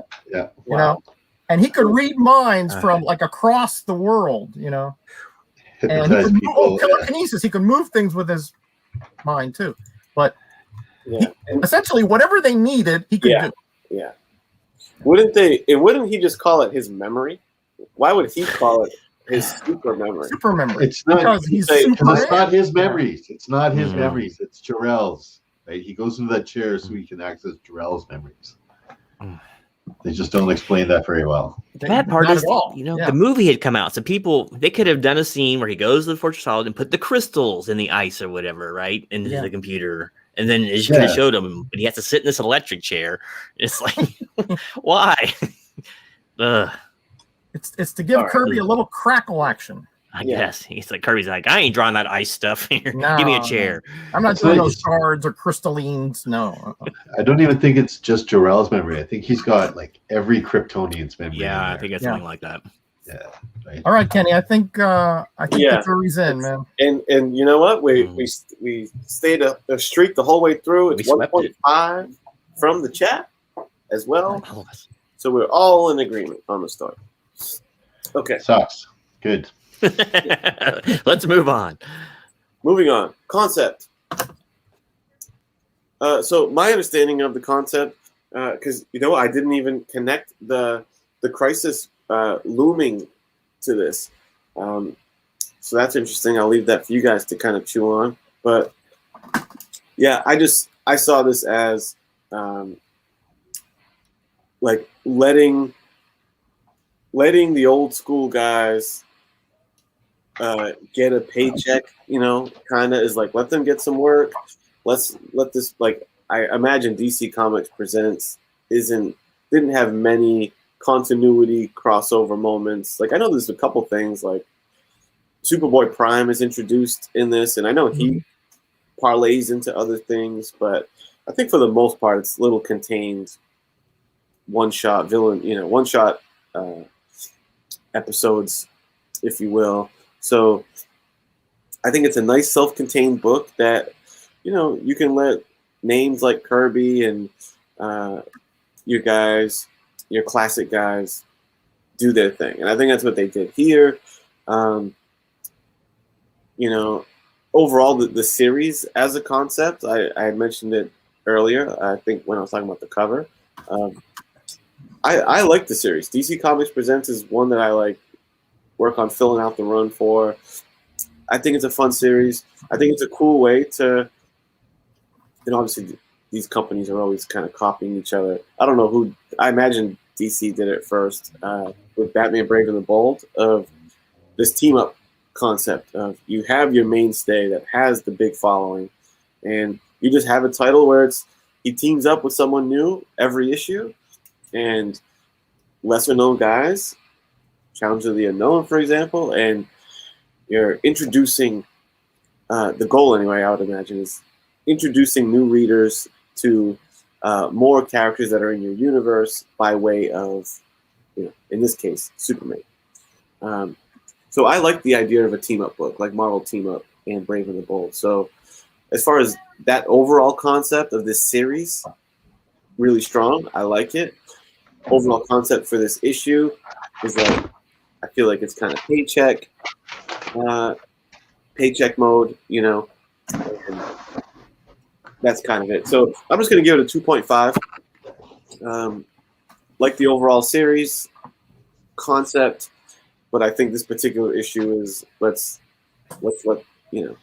make sure we're taking care of some of the old guard, So that's that. Miracle. Yo. What do you think, man? Concept of this book? Well, I mean, like you said, team up books.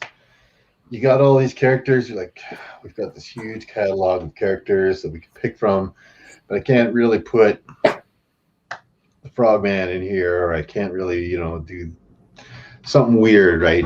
I got to have some weird team up time.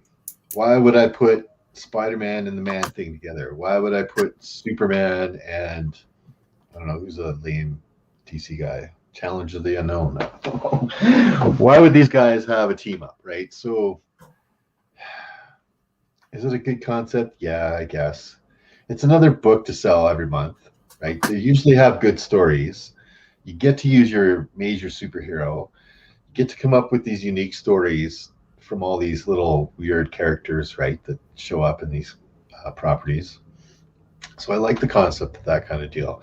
The concept of this in particular book, like putting Superman with the challenges of the unknown. Again, you've got your ultimate superhero, powered up superhero, versus a bunch of guys that have no powers, right? Like, how are we going to get them to team up? Where can we find a villain in here that'll challenge both of them, right? That Superman won't just like plow under in 5 seconds, or just won't kill the challengers in 5 seconds. You know what I mean? If he's strong enough to fight Superman, you couldn't put him like Mongo or something like that versus them, because he would just crush the challengers in an instant, right? But you couldn't put like street level guys on there because Superman would just, walk all over them. I thought it was good that with the whole card concept, like, okay, now he's got no powers. He's a challenge for the challengers. Oh, he dropped the card. Now he's super powered and he's a challenge for Superman, right? So I thought they kind of hit on that little concept good. But it's a tough to put in this kind of two so far away from each other powered teams or characters. So putting the challenges with Superman, I thought, one, you're going to limit Superman's abilities, which maybe you should, because they were still trying to go hog wild with them. Or two, you're going to put the challengers in a suicide situation. So I don't know. I didn't like it. I don't think they made good teams. I don't think the art styles of these guys made good stuff. So the whole concept of this book kind of failed me. And I gave the concept a 1.5. 1.5. Do you concur with that, Tino? Well, I seem to like that number today, but yeah, man, it's all right. The decision to stick anybody with Superman and or Batman, especially at the time, is sound, right? That's a good way to, especially if you plan on reusing these characters again at some point, it's a good way to reintroduce some of these Gold and Silver Age characters, heck, even Bronze Age characters a little bit, into the modern day. But if you can do that, you should use modern day artists and writers and give them a modern day skill set. Are they going to do anything else with the challengers? Or are they just filling in something, just to have another protagonist here? I don't know. I mean, at this point, most of the human characters were getting weeded out. I mean, you did have metahumans like Captain America somewhat. And then, of course, the Punisher was just starting to ramp up a little bit in Marvel side. Batman was always popular, but, the human characters just really weren't what was in. They want to see mutants. They want to see powers. So, I mean, they're not going to reintroduce these challengers, and they should have put them at a nuclear range or something, and the atomic energy gave them something, give them some juice, then it'd be worth the squeeze of reading this book. But no,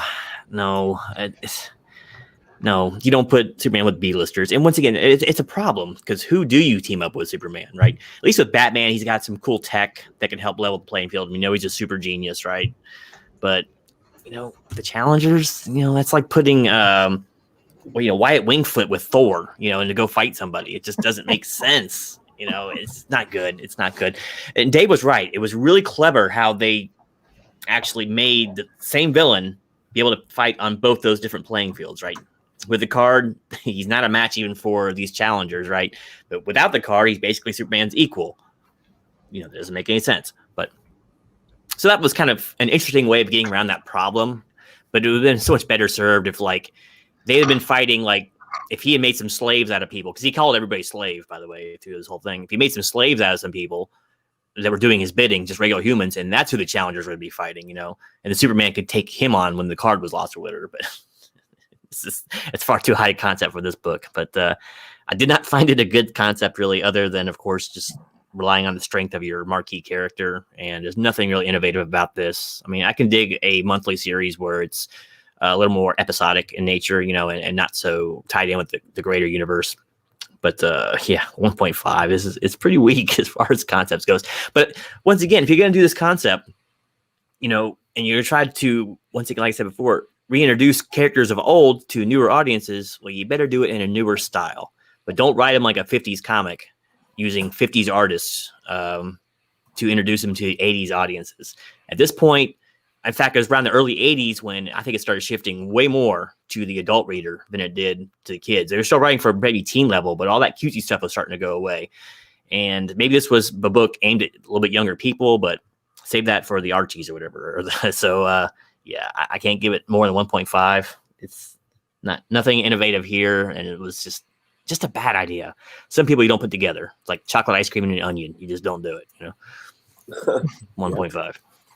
There you go. Well said, Gino. I think that's going to be our new grade. Chocolate ice cream and onion on this one. Yeah. What do you think, Roger? Oh, yeah. Yeah. I think I took a little bit of a different angle when it comes to the concept here. I think Mr. Miracle was right and to really think about Crisis looming, if not the next issue, the one after. They had all those crossovers. And even before, even during Crisis, Superman was kind of changing, right? But definitely they knew that this was like, okay, let me put it this way. It's like if you're the New England Patriots and you have clinched home field advantage throughout the playoffs, you got a 16th game that you got to play. You use the scrubs, you put out the innovations, you use the old guy who's about to retire. That kind of thing is what I see this as, right? You got Kirby and Toth, two legends in the field, way past their prime. But you know what? The Kirby is so entwined with the challenge of the unknown. He was with them right at the beginning.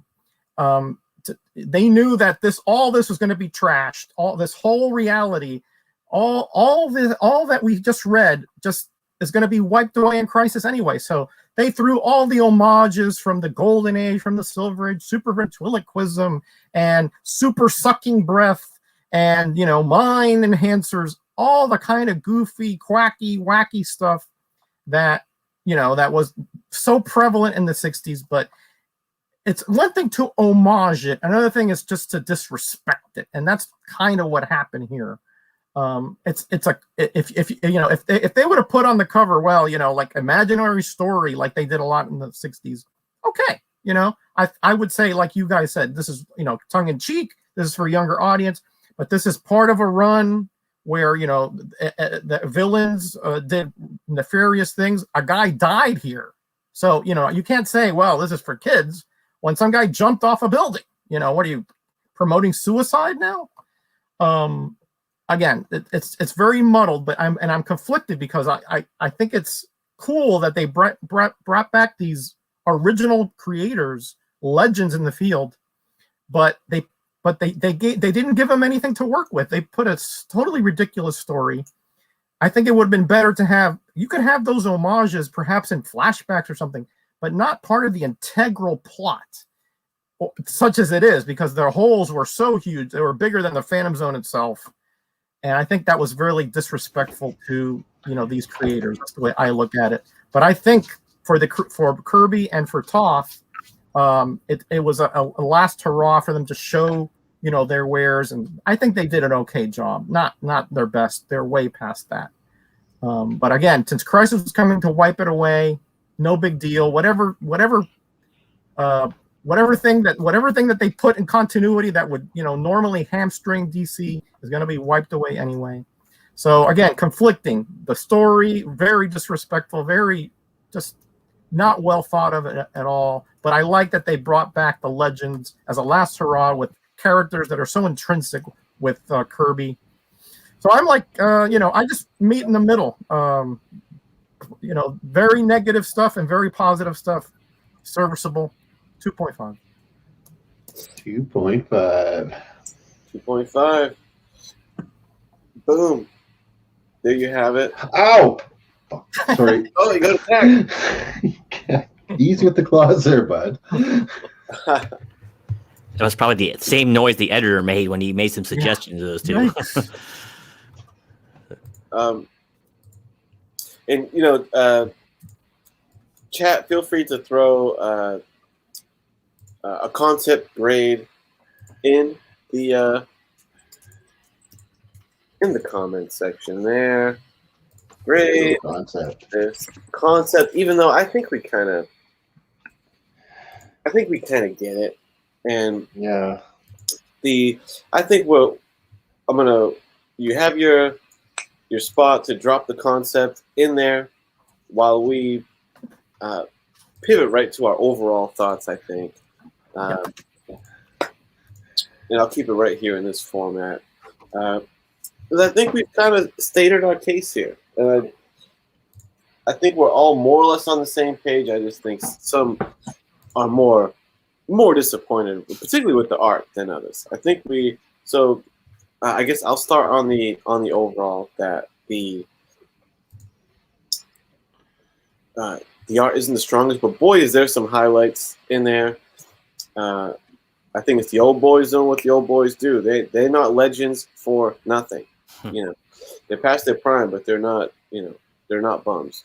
So a little past their prime, but I thought it was a fun book to read. Some highlight pages, some low light pages, but the cover. Where's my book? Here it is. I think the cover's pretty cool. It's out of character for Superman, but I think it's a pretty dynamic image. Overall, I'm gonna land on a 2.5 overall for this book. I think it does land on serviceable. It's a flawed book, but you know what? It's got charm, and that counts for something. So 2.5. There's a charm category you added to this. Yeah, It's right up there after the personality and talent section. Yes. Swimsuit section. Miracle, what do you think overall on this book? You like to say, would you recommend this to a friend on your overall? Right. So would I recommend this to a friend? Definitely no. No. I think this was a couple of old, probably 3 or 4 old dogs having a last bark out in the backyard there. They were given free reign. Nobody redrew, Kirby Superman. If you ever read this book, Kirby did this one, but they redrew all of his Supermans because DC did not like the way he drew Superman. So they left everything else of Kirby, but they went and erased all of his Supermans and redrew it. They left them in here. Yeah, like I said, I would not recommend this to anybody. If you find it in a garage sale for 10 cents, grab it. If you're like bored on a plane and that's all you got, read it. Right? But like other than that, this is a $1 mint book. I mean, it's Kirby's last real, I think he did one more cover for DC, but it's really his last work for DC Comics. And I just think he didn't give a crap. He was like, whatever, I'm done with you guys. I'm pretty much done with comics altogether. Nobody was touting him as, normally if you were catching this in like a 60s or early 70s issue, it would have Jack Kirby written all over it. The King Kirby did this issue. Jack is here. Jack's the one. Jack's the man. All over the front. Like there's no mention of Jack on the cover on this guy, right? Because it's just a couple of guys past their prime, getting the last little hurrah in there before crisis happens, and they're not allowed to do super ventriloquism anymore. And yeah, they went for it, but it didn't click. It didn't work. I would not recommend this book. Oh, overall, do I have to give it a grade? Yeah. Let me see what my grade was. It's Overall, graders notes here, Dave. Graders notes, not opinions notes. Quiet you. Anyways, my overall grade, I gave it a 1.5. 1.5 overall. All right. Big Genome. What do you think? Okay.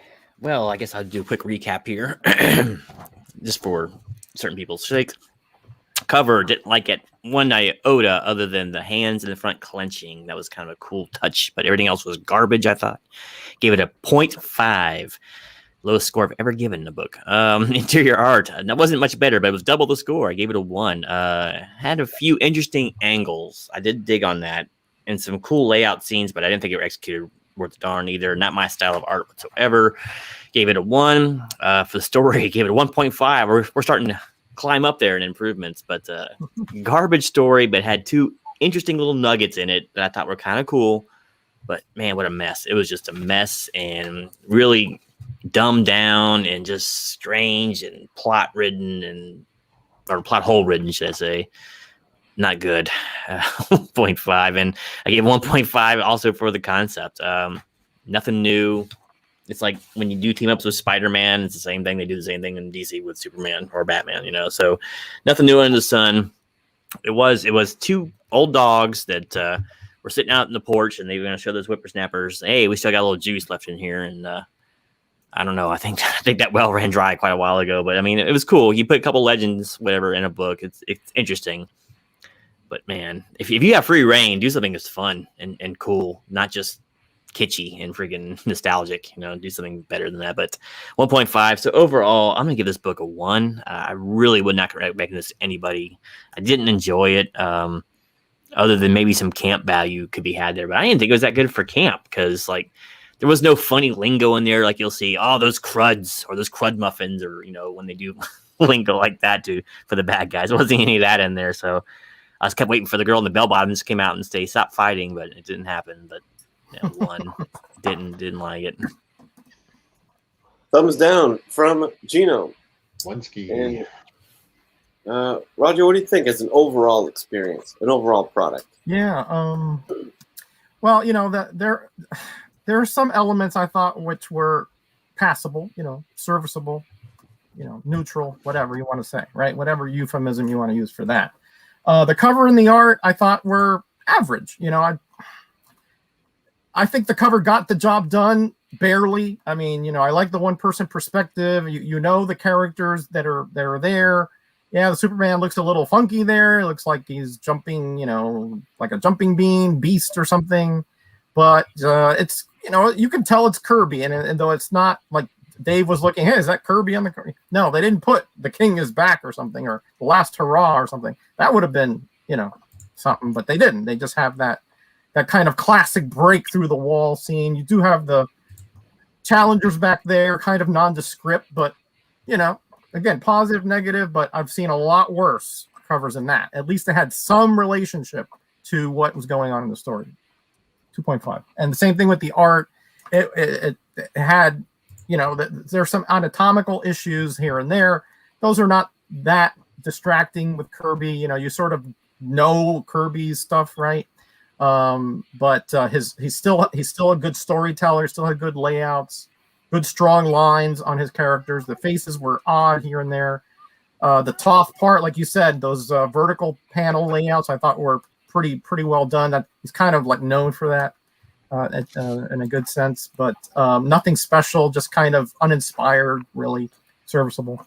Story, that's where it just took a plunge. You know, I mean, I hate books that insult my intelligence. You know, that's one thing. It's kind of a pet peeve of mine. You know, I mean, you can try to fool me. That's okay. I mean, you know, plot twists, incongruities, things like that. Okay, I can buy that. But when it's this poorly thought out, and like Genome said, it's just not enjoyable. It's you know the conclusion that's going to occur eventually, and it's not clever really, except for the car. You know, taking away his powers. That was a clever way of having both teams be both character teams, the Challengers and Superman, sort of be in the same page. I get that, but everything else around it was just very very poorly executed, just not thought out well at all. There's so many red herrings here that, you know, you could fill the Dead Sea, you know. So what I said, 1.5. And the concept, I just went through that. Again, Kirby, Toph, last hurrah, Trice is coming, but again, you know, they should have given them a little bit something more to work with. I think Rozakis was just sort of, you know, hey, who's back there? Who wants to write an issue? Oh, I got some time. Okay, come on over. And you know, he's like one of those really cerebral like trivia guys. So he threw everything in here. Super ventriloquism, yeah, super. You know, the mind probe. Some guy in the Phantom Zone who nobody's ever heard of before. Let's put him in there. And you know, it was just too indulgent for him. I mean, just sort of like every trope he could think of, and I think it was just disrespectful. But But I do like the legends there. Overall, I guess when I flush it all out, it's almost serviceable, but the story was just so bad. It was just so historically bad that I can't give this a service. There's no way I could recommend this to somebody as a reading, story. It was insulting to me, honestly. So I give it a 2. And that is only because I like the fact that, I'm a older, comic fan, and I like the fact that they gave Kirby and Toph some shine here. But the story, total garbage. Yeah. Yeah, the story was definitely the lowest point in this book for sure. There you have it. An overall bad outing for this book. And to be honest, this is one of those books that I've had. I hadn't read it before I chose it for Greatest Notes. I was curious to see what the Kirby, late stage Kirby Superman story was going to be like. Like I said, I always dug the cover. That was a little quirky, but I always dug it. And yeah, I was a little underwhelmed, by it, but I still think that even though the story is piss poor, I love the sequence. The rescue sequence by Toph, it really sparked me to want to look into his stuff some more. That if a story could have been sort of revolved around what fear that man had and why it led him to suicide, I think it would have been much more interesting. It's like, why didn't he just leave the room if he was scared? Did he feel the need to jump out the window? The door was right there. It's closer than the window. Why was he feeling scared at all? Why was he scared at all? We don't know. Yeah. It was a mind control card. Why was he, so yeah, it's too bad. I would have liked to see a more toned down story and then somehow plug Superman into there somehow, but it just turned into your basic blueprint Superman story of he pulls all the tricks out and Yeah. Anyway, no, I'm hanging on to it, Jackson, because it's in my DC Comics Presents run, and even though it doesn't read very well, it's still a great book. I like the book in my collection. Yeah. You're gonna get a whole run of them going? I have I'm not at Gray Man's level yet. He has a really impressive DC Comics Presents run, but I got a fair chunk. Yeah. Gray Man never showed up tonight. Stuff in there. So from the scores, this is my Aliens vs. Predator book from you, Kenny. So yeah. Which hey, the way I see Greatest Notes is because I've heard I don't know what book it was, but I've heard people say sometimes oh man, they were really tough on your book, and I don't know about you guys, but the books that I put forth is not okay, here's one of my favorite books that I love and I think is a masterpiece. I'm too afraid to do that. What do you think, guys? I'm I don't know. I just think it would be an interesting book to tackle and discuss, and sometimes it's stuff I haven't read yet. So I think this book was a great fit. We got to have some fun. I agree. Kind of ragging on this book, man. Just a little bit. Yeah, they can't all be 10s, right? No, gosh, no. Can't all be 10s.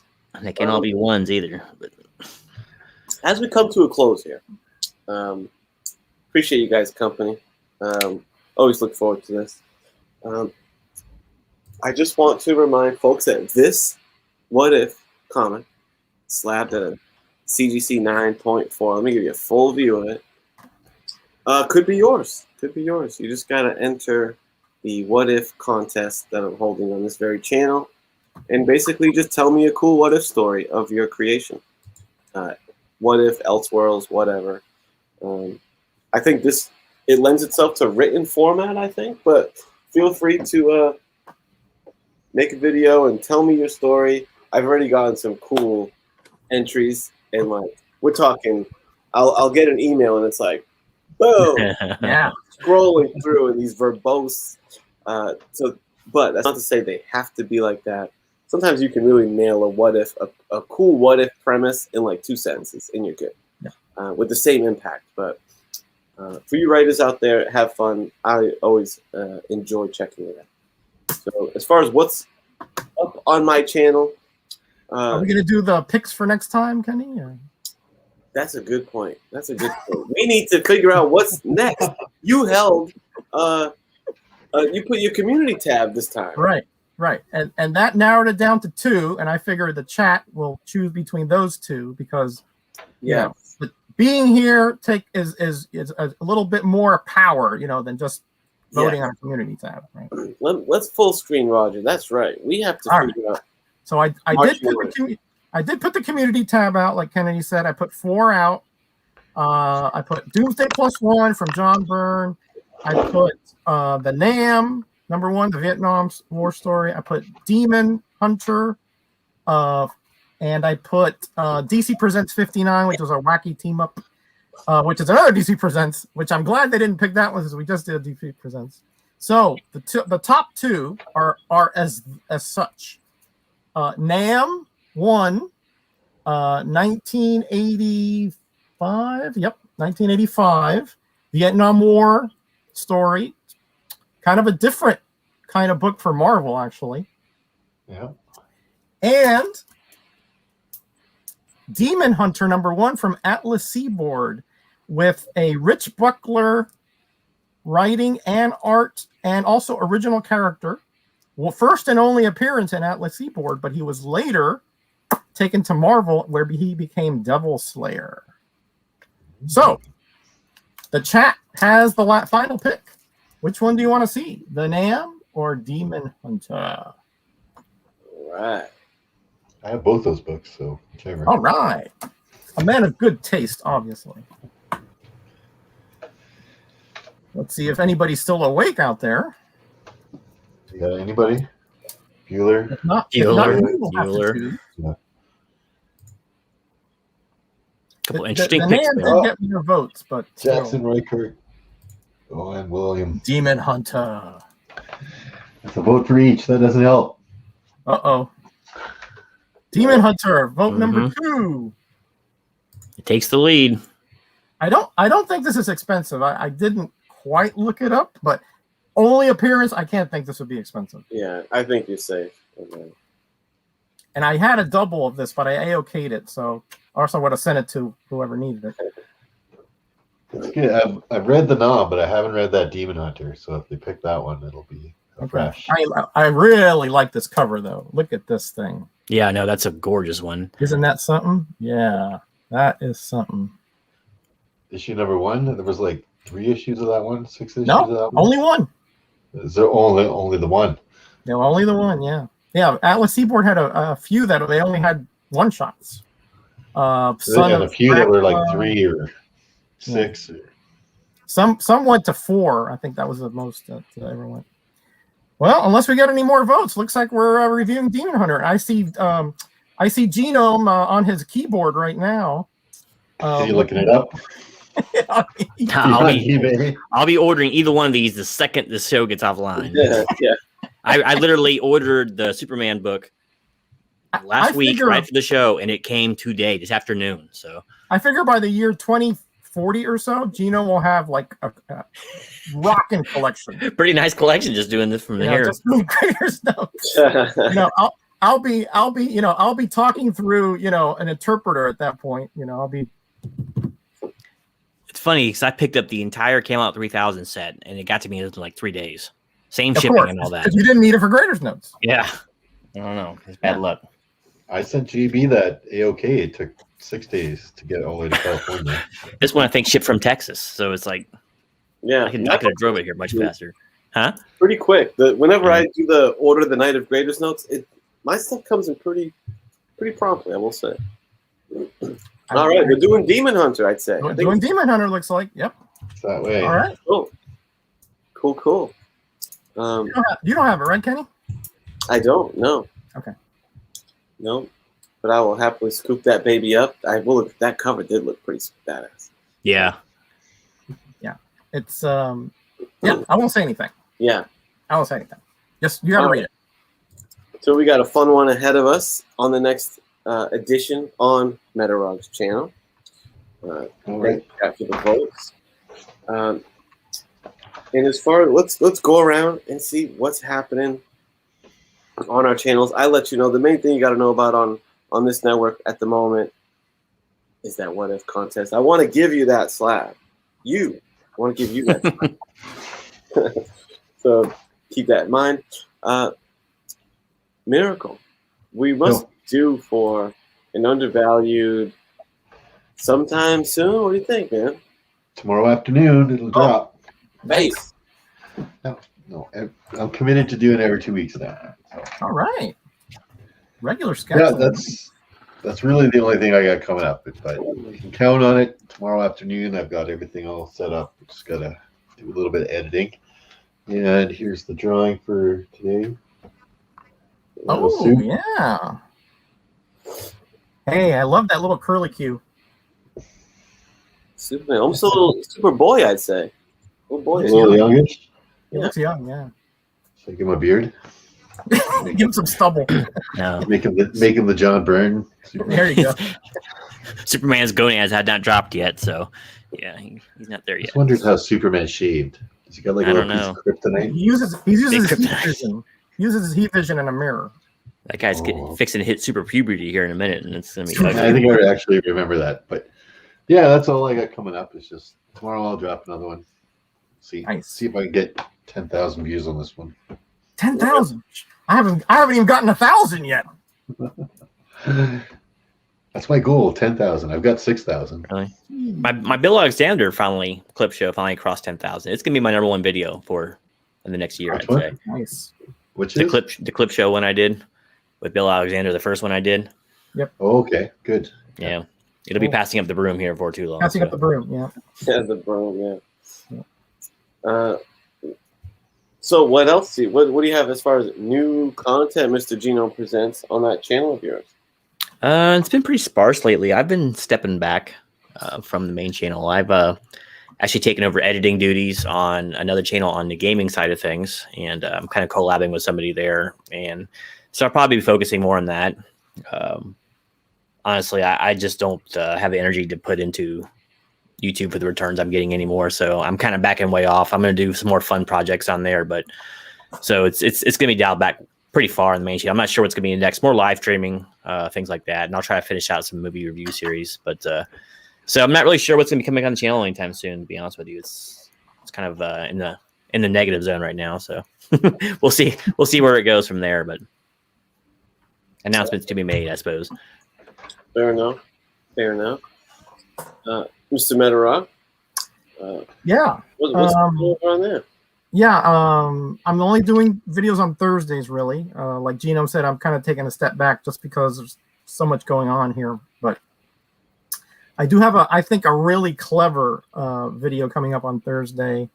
If you like, let me put it this way. I don't want to give it away, but I'm going to go inside the comics physically and see certain things that are in there that perhaps you didn't know some comics had and some don't. Wow. Now, that's a tag. That's a sales line if I ever heard one. I've already got one of your shows right here. Take this book, for example. It didn't have an editor, so and it didn't have an audience either. Yeah, apparently. Awesome. Just ordered my book, by the way. I did it with a make an offer, and I still got it through. So Nice. not a great copy, but I got it for just under $10. So hopefully it gets here in time.